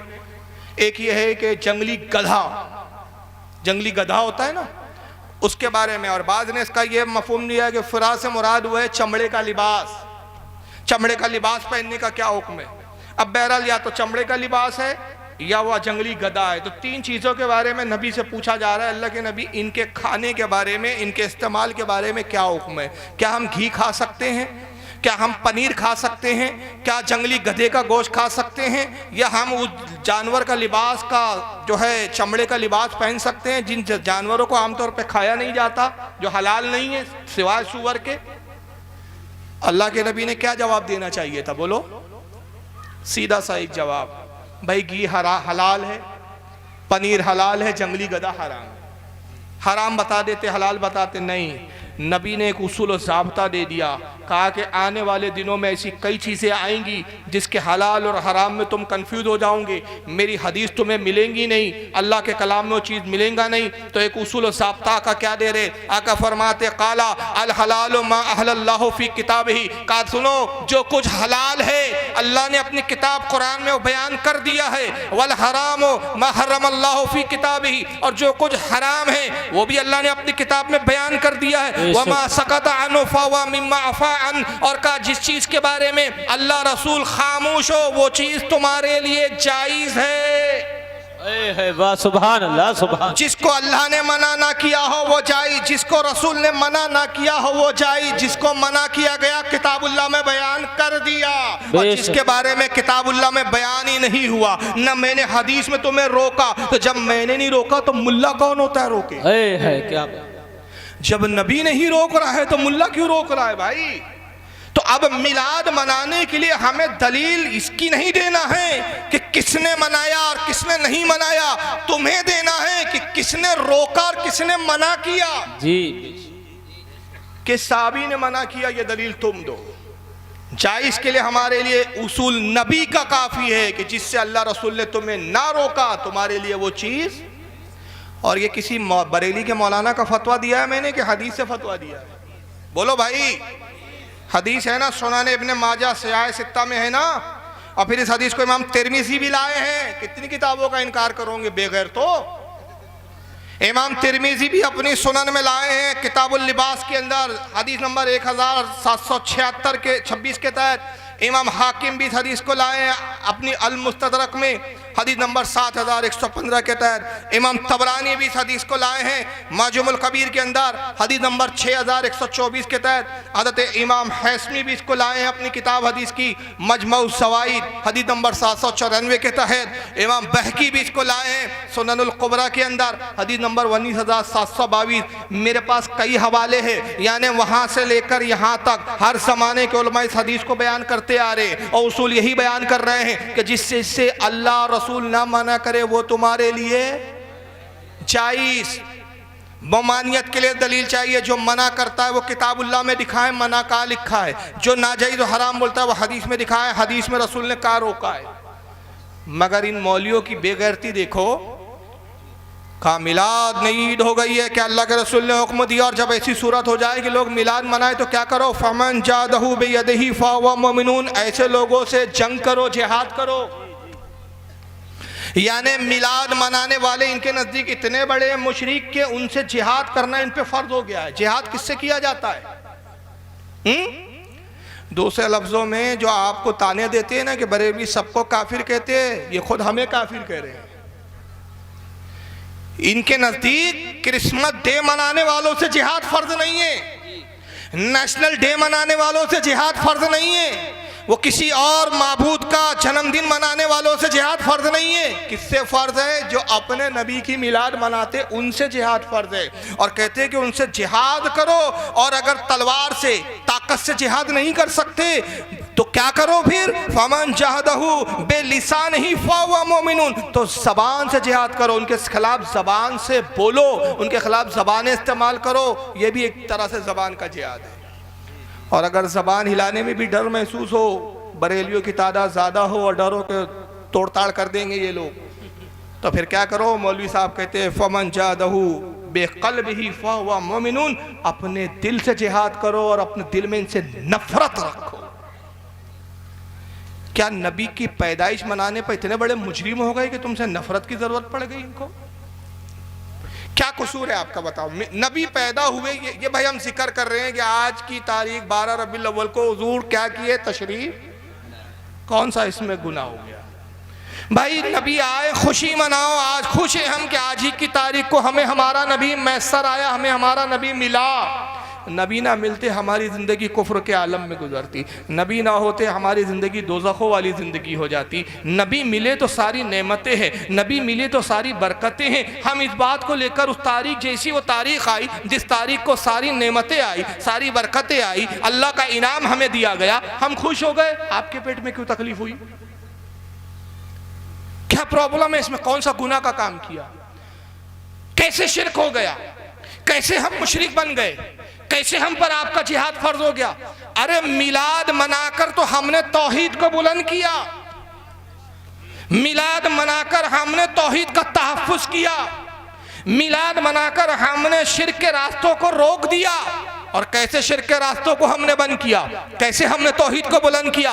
इसलिए कि हमारे बुजुर्गों ने, हमारे उलमा ने देखा कि पिछली कौमों में ऐसा भी हुआ। हज़रत उज़ैर अलैहिस्सलाम 100 साल तक सोते रहे, 100 साल के बाद अल्लाह ने उनको जब बेदार किया, उम्र रुकी हुई थी, जहाँ थी वहीं ठहरी हुई थी, जवान के जवान थे, बेटा बूढ़ा हो गया, बाप जवान है। देखा कि भाई ये तो बहुत बड़ा कमाल हो गया, उम्रें बढ़ती है इंसानों पर, ये इंसान मालूम नहीं होते। उज़ैर अलैहिस्सलाम को कौम ने खुदा कह दिया, कहा उज़ैर अल्लाह का बंदा नहीं है, उज़ैर इंसान नहीं है, ये खुद खुदा है। जनाब ईसा अलैहिस्सलाम को लोगों ने देखा मोजिज़ा दिखाते हुए, मुर्दों को चिल्लाते हुए देखा, कोड़ियों को अच्छा करते हुए देखा, बीमारों को शिफा देते हुए, नाबीनाओं को आंखें देते हुए देखा। कहा इब्नुल्लाह है, अल्लाह के बेटे है। तो हमारे बुजुर्गों ने देखा कि ये तो चंद मोजिज़े थे अंबिया के, चंद मोजिज़ों को देख कर कौमों ने इन्हें खुदा का बेटा कह दिया। नबी के मोजेज़े तो बेशुमार है, नबी के मोजेज़ों की इंतहा नहीं। सूरज पलटाना नबी का मोजेज़ा है, चांद के टुकड़े करना नबी का मोजेज़ा है, मुर्दों को जिलाना नबी का मोजेज़ा है, कंकरों से कलमा पढ़ाना नबी का मोजेज़ा है।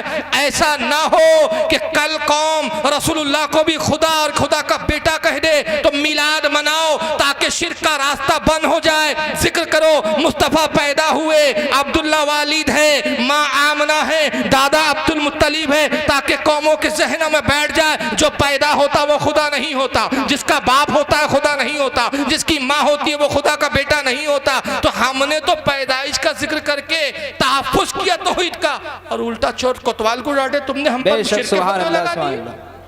नारे तकबीर, नारे रिसालत, अल्लामा फारूक रिजवी साहब क़िबला। ये तो बिल्कुल उल्टा ही हिसाब हो गया यार। और तुम्हारे पास सिर्फ यही घटिया दलील है, साहबा ने नहीं मनाया, साहबा ने नहीं मनाया। चलिए इनको सुन लीजिए भाई, इनको भी यही सवाल है, इनको बस ये कौन साहब है? खुदा के वास्ते डरना मत, तो दिखाऊं मैं। वाह वाह, क्या करे भाई, शक्लें ऐसी है जी, शक्ल ही ऐसी है। नूरानियत कहाँ से रहेंगी जब दिन रात नबी की गुस्ताखी करते हैं। नूर तलब होता है। जी, मौलवी तौसीफुर रहमान है, सऊदीया में रहते हैं जी, सुनिए क्या कहते हैं। सुनिए। मुझे कल ही किसी भाई ने क्लिप भेजा हजरत कादरी साहब का, वो खोल के बैठे हैं किताबें। 10वीं सदी में उसने मनाया, 12वीं सदी में उसने मनाया, 9वीं सदी में उसने मनाया, 8वीं सदी में उसने मनाया, बुजुर्गों के हवाले दे रहे हैं। हम कहते हैं भाई आपने ये हवाले देके क्या कमाल कर लिया? ये तो हम खुद मान रहे हैं कि ये काम शुरू हुआ है 6वीं सदी हिजरी के लास्ट में। मलक मुजफ्फर ने, शाह अरबल ने इस बिदअत की बुनियाद रखी। अगर आपको दावा है ईमान का, अकीदे का, तो मुझे दिखाओ अबू बकर ने मनाया, उमर, उस्मान, तलहा, साद, सईद, जुबैर रिज़वानुल्लाह अलैहिम अजमईन ने मनाया। सहाबा का दौर जिसके बारे में प्यारे नबी ने फरमाया था बेहतरीन दौर मेरा, फिर मेरे बाद, फिर उसके बाद ताबईन ने मनाया, तबा ताबईन ने मनाया, मुहद्दिसीन ने मनाया, आइमा दीन ने मनाया। ये तो 6वीं सदी हिजरी से आपने इसकी बिदअत की बुनियाद रखी है, और आप अब पेश कर रहे हो पब्लिक के सामने किताबें खोल के कि देखो जी फलाने मना। यानी देखो ये है जाहिल कौम, कहते हैं मौलाना ताहिरुल कादरी पाकिस्तान के किताबें खोल के बैठे हैं और कह रहे हैं भाई 6ठी सदी में भी मिलाद फला इमाम ने कहा मनाया, फला इमाम ने मनाया। हमें बताओ अबू बकर ने मनाया, यानी ये जितने 6ठी सदी, 7वीं सदी, 8वीं सदी, 500 सदी, 300 सदी जितने थे सब बेवकूफ थे, अकलमंद का बच्चा अब पैदा हुआ है। अकल देखो, वो इमाम थे उनको हदीसें नहीं मिली, इस फटीचर को सारी हदीसें मिल गई। उनको इतना सा उसूल नहीं समझ में आया, अबू बकर ने नहीं मनाया, हम क्यों किताबें लिख डाले इस पर। अरे जाहिल के बच्चे, सहाबा ने अगरचे नहीं मनाया, उन्हें ये हदीस का उसूल मालूम था कि सहाबा ने मुरवजा तरीके से नहीं मनाया, मगर नबी की मिलाद सब ने मनाई। अगर मिलाद सहाबा ने ना मनाई होती तो मैं आपसे पूछता हूं, अभी 2 मिनट में साबित हो जाएगा कि सहाबा ने मिलाद मनाई थी कि नहीं मनाई थी। इनकी अकलों में क्या है मालूम है, गोबर भरा हुआ है और ऊपर ये दुपट्टे रखे ही ऐसे हैं कि अकल में कुछ घुसता नहीं है।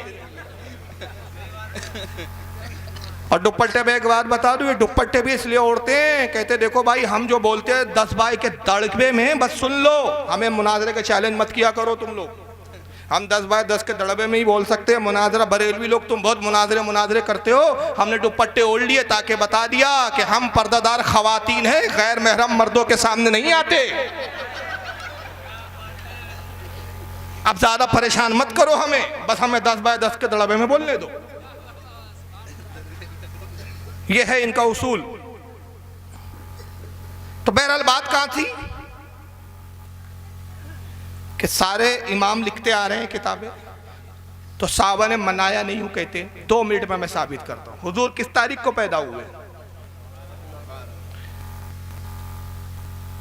वक्त क्या था भाई, सुबह सादिक, फजर से पहले का जो वक्त होता है वो वक्त सुबह सादिक। रात जा रही है, सुबह आ रही है।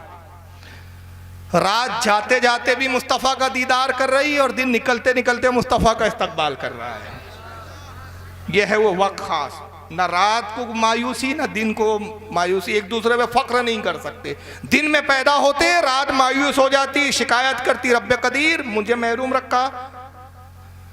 रात में पैदा होते दिन शिकायत करता, परवरदिगार ने कहा दोनों को शिकायत का मौका नहीं दूंगा। उस वक्त अपने हबीब को भेजूंगा कि ए रात तू भी दीदार कर ले, ए सुबह तू भी इस्तकबाल कर ले।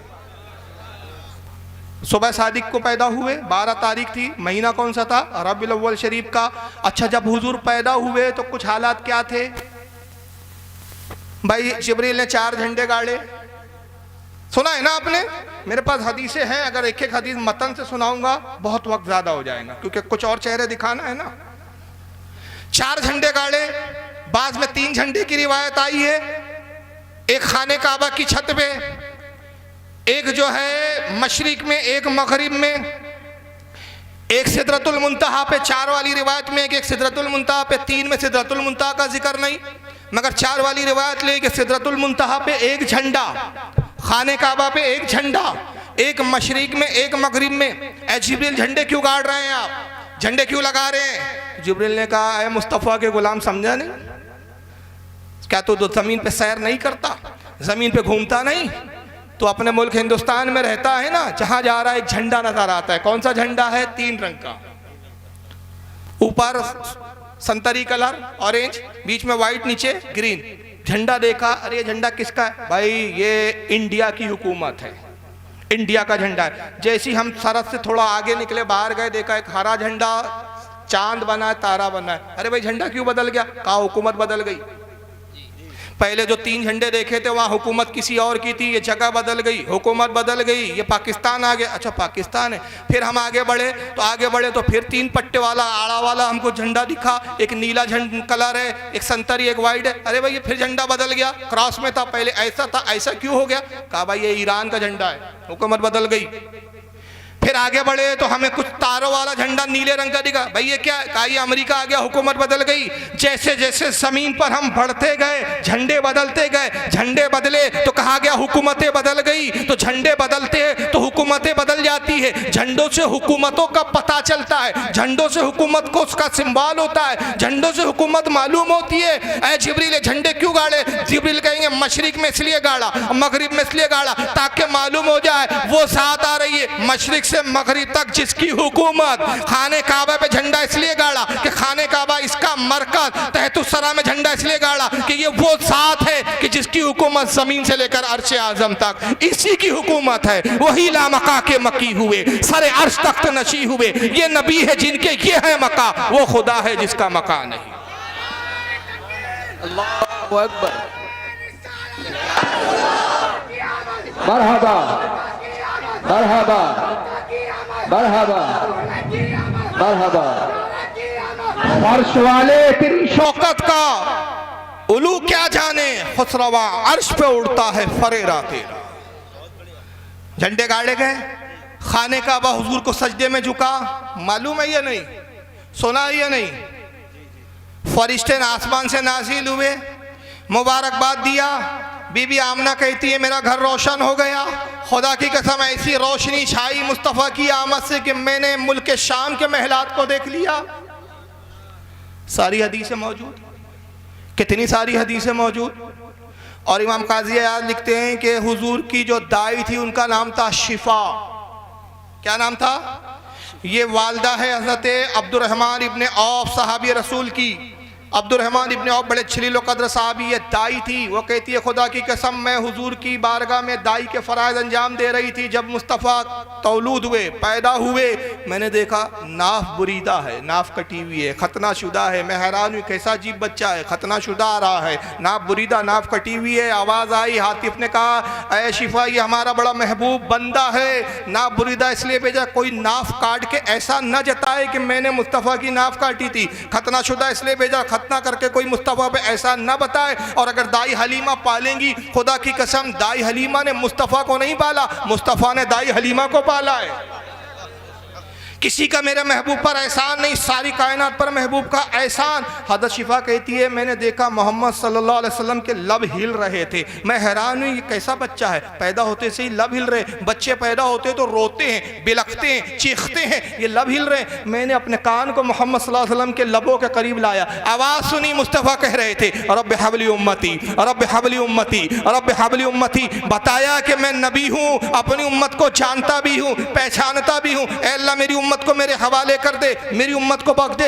हज़रत शिफा कहती है कि मैंने बीबी आमना के पहलू में मुस्तफ़ा को रखा, अचानक मुस्तफ़ा गायब हो गए, निगाहों से उजल हो गए। बड़ा एक नूर कमरे में आया, आंखें चुंधिया गई। हम हैरान हुए, मैं रोने लगी। हाय क्या हुआ? बीबी आमना पूछती है शिफा क्यों रो रही हो? कहती है बीबी क्या बताऊं, आपका बच्चा गायब हो गया, बड़ा हसीन बच्चा था। मुझे अंदेशा है कहीं जिन्नात ना उठा ले गए हो, शयातीन ने उचक ना लिया हो तुम्हारे शहजादे को। तभी आवाज़ आई शिफा घबराओ नहीं, फरिश्ते मोहम्मद को उठा कर ले गए ताकि जमीन की सैर करा के पूरी हुकूमत दिखा दे। ऐ महबूब तेरी हुकूमत कहाँ कहाँ है? फिर आप फरमाते कुछ फरमाती है। कुछ देर बाद मुस्तफ़ा वापस आ गए। फिर किसी ने आवाज़ दी, मैंने सुना, सुनने वाले ने, कहने वाले ने कहा मोहम्मद सल्लल्लाहु अलैहि वसल्लम की शान बड़ी अरफा और आला है। ऐ शिफा इसे फरिश्ते ले गए, इस शहजादे को, इस बच्चे को ले गए, एक तराजू में तोला, जिब्रील ने तराजू में तुलवाया। एक पल्ले में रसूलुल्लाह को रखा गया, दूसरे पल्ले में हुजूर के एक उम्मती को रखा गया। पल्ला मुस्तफ़ा वाला भारी था, फिर 2 उम्मती को रखा गया। पल्ला मुस्तफ़ा वाला भारी था,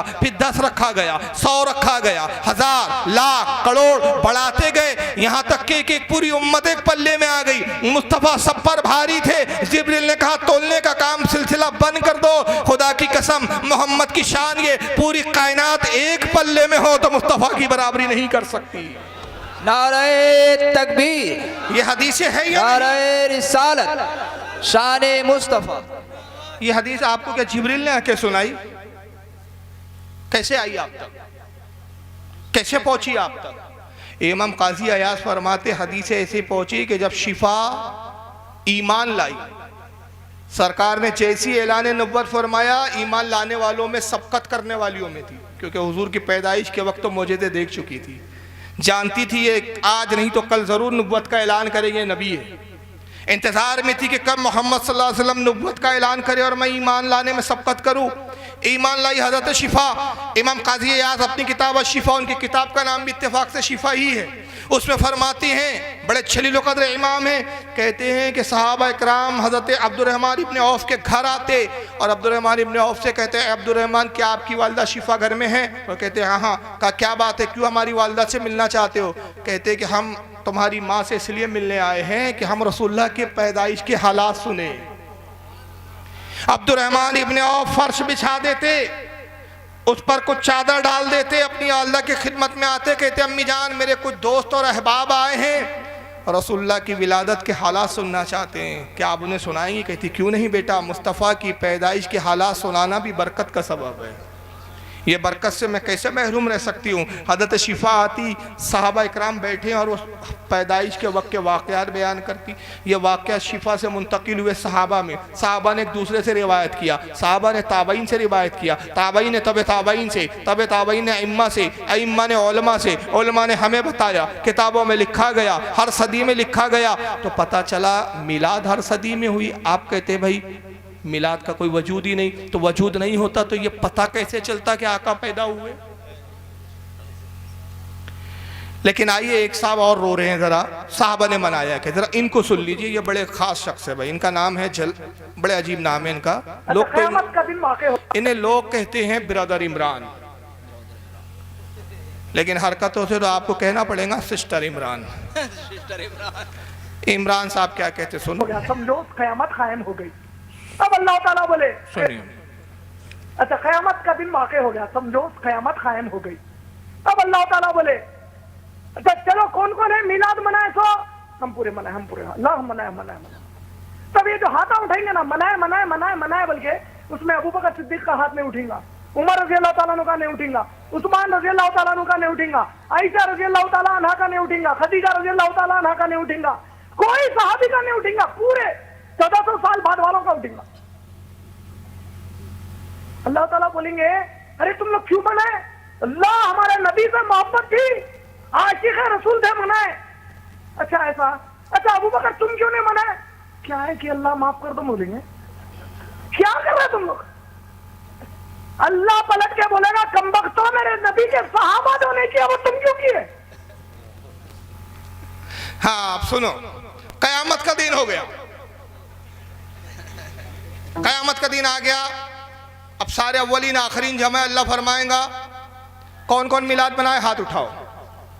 जरा मौलवी साहब की, कोट वाले बाबू की जरा जहालत सुनो, ये मजमा बैठा बड़ा कसीर मजमा। अब मैं एक सवाल करता हूँ, इस जलसे में कौन कौन लोग हैं जो खाना खा के आए हैं, जरा हाथ उठाएं। सभी खाना खा के आए हैं, 2-4 कम है, मतलब सब खाने वाले लोग ज्यादा है इसमें, चलो अच्छी बात है। कुछ लोगों ने नहीं उठाया, यानी बहुत कम लोग हैं जो खाना खा के नहीं आए, जलसे के बाद खाएंगे। मैंने भी नहीं खाया, मैं भी जलसे की ही बात खाऊंगा।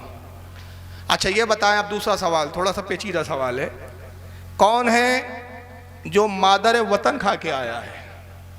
नहीं समझे आप? यहाँ पाबंदी है क्या? अच्छा पाबंदी है, हाँ? मादर वतन में पाबंदी है? नहीं समझे ही नहीं है हमारे यहाँ, ये बड़ा महज़ब लफ्ज़ है। हाँ पाबंदी है, प्रतिबंध नहीं है, लेकिन समझे नहीं। अच्छा चलो अब मैं क्लियर बोलता हूँ, कौन है जो गोश्त खा के आया और वो भी उसका?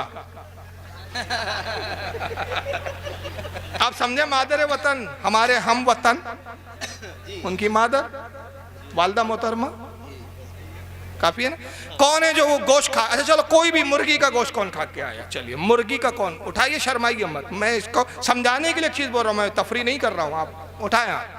कौन है जो गोश्त खा के आया? 2-4 लोग, सब सब्जी खा के आए हैं क्या? भाई ये हाथ क्यों उठवा रहा हूं मैं? मौलवी की जहालत समझो आप, इसलिए कि मैं इस मजमे की कैफियतों से, हालात से नावाकिफ हूं।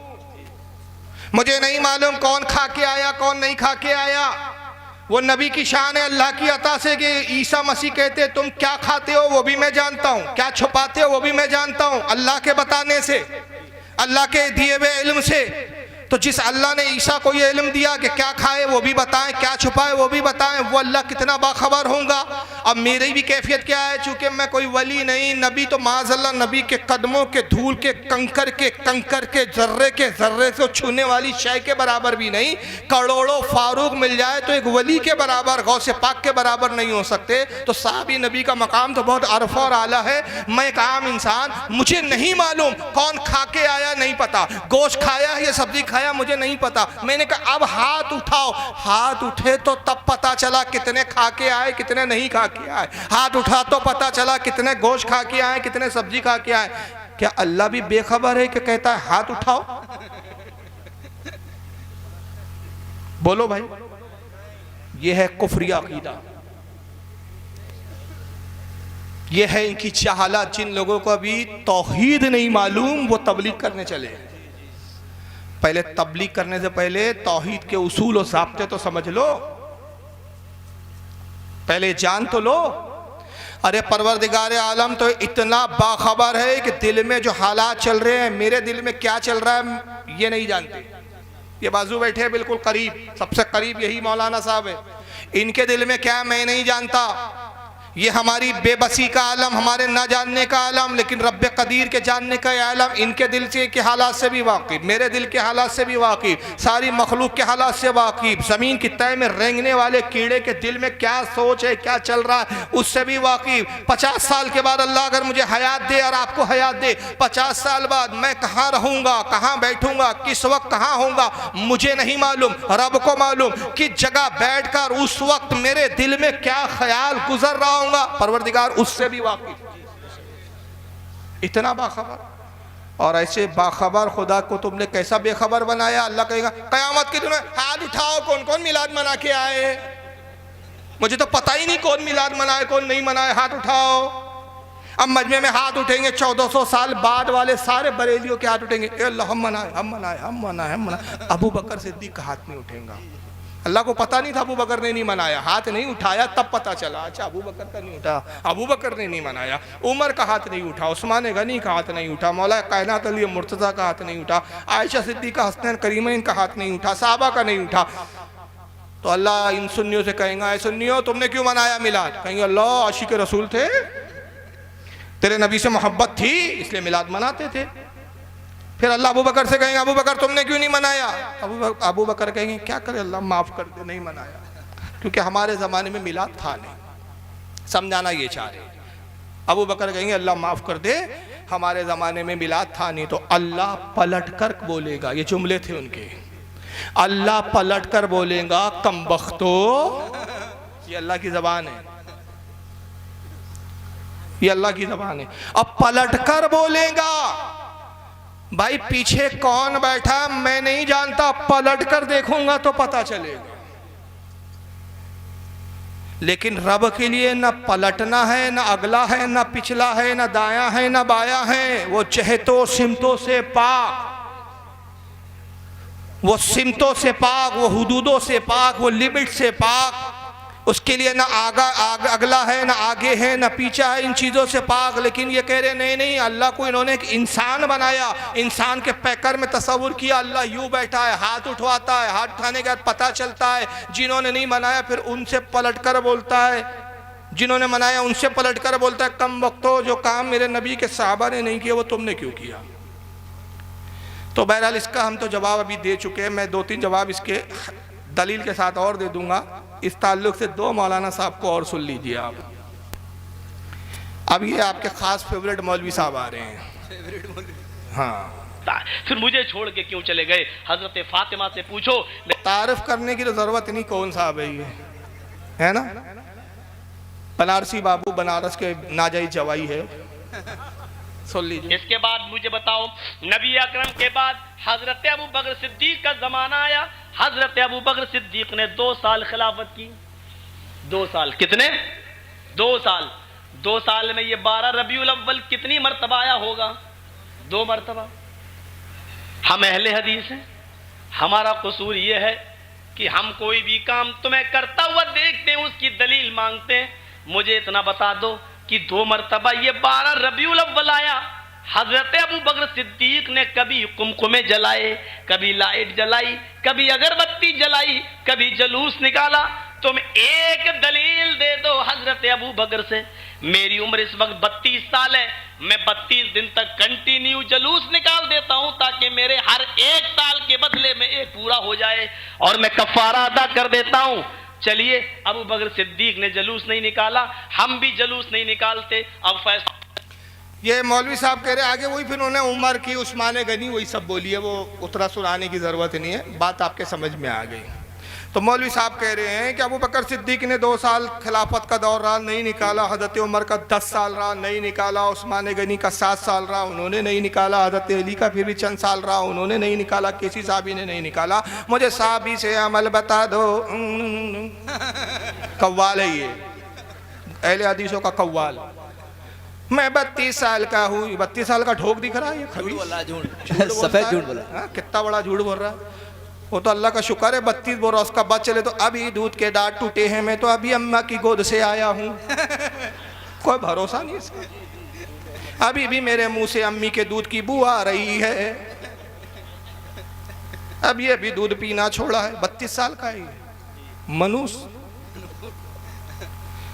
साहबी ने, हमारा कसूर ये है कि हम दलील मांगते हैं, तुम्हारा कसूर ये नहीं है कि दलील मांगते, कसूर ये है कि तुम्हें मुनाजरे के लिए दावत दी जाती है तो तुम भागते हो।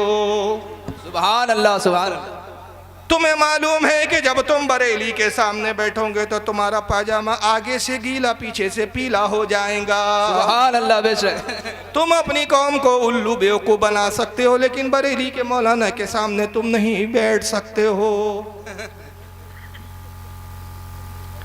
सारे वाबी जुलूस के दिन 12 रबीउल अव्वल को मैं कहता हूँ एक चिट्ठी बांटे, उस पर 101 नंबर लिखा हो। बोलना भैया बहुत जल्दी है तुम्हारी, ये लो 101 नंबर पे डायल करो।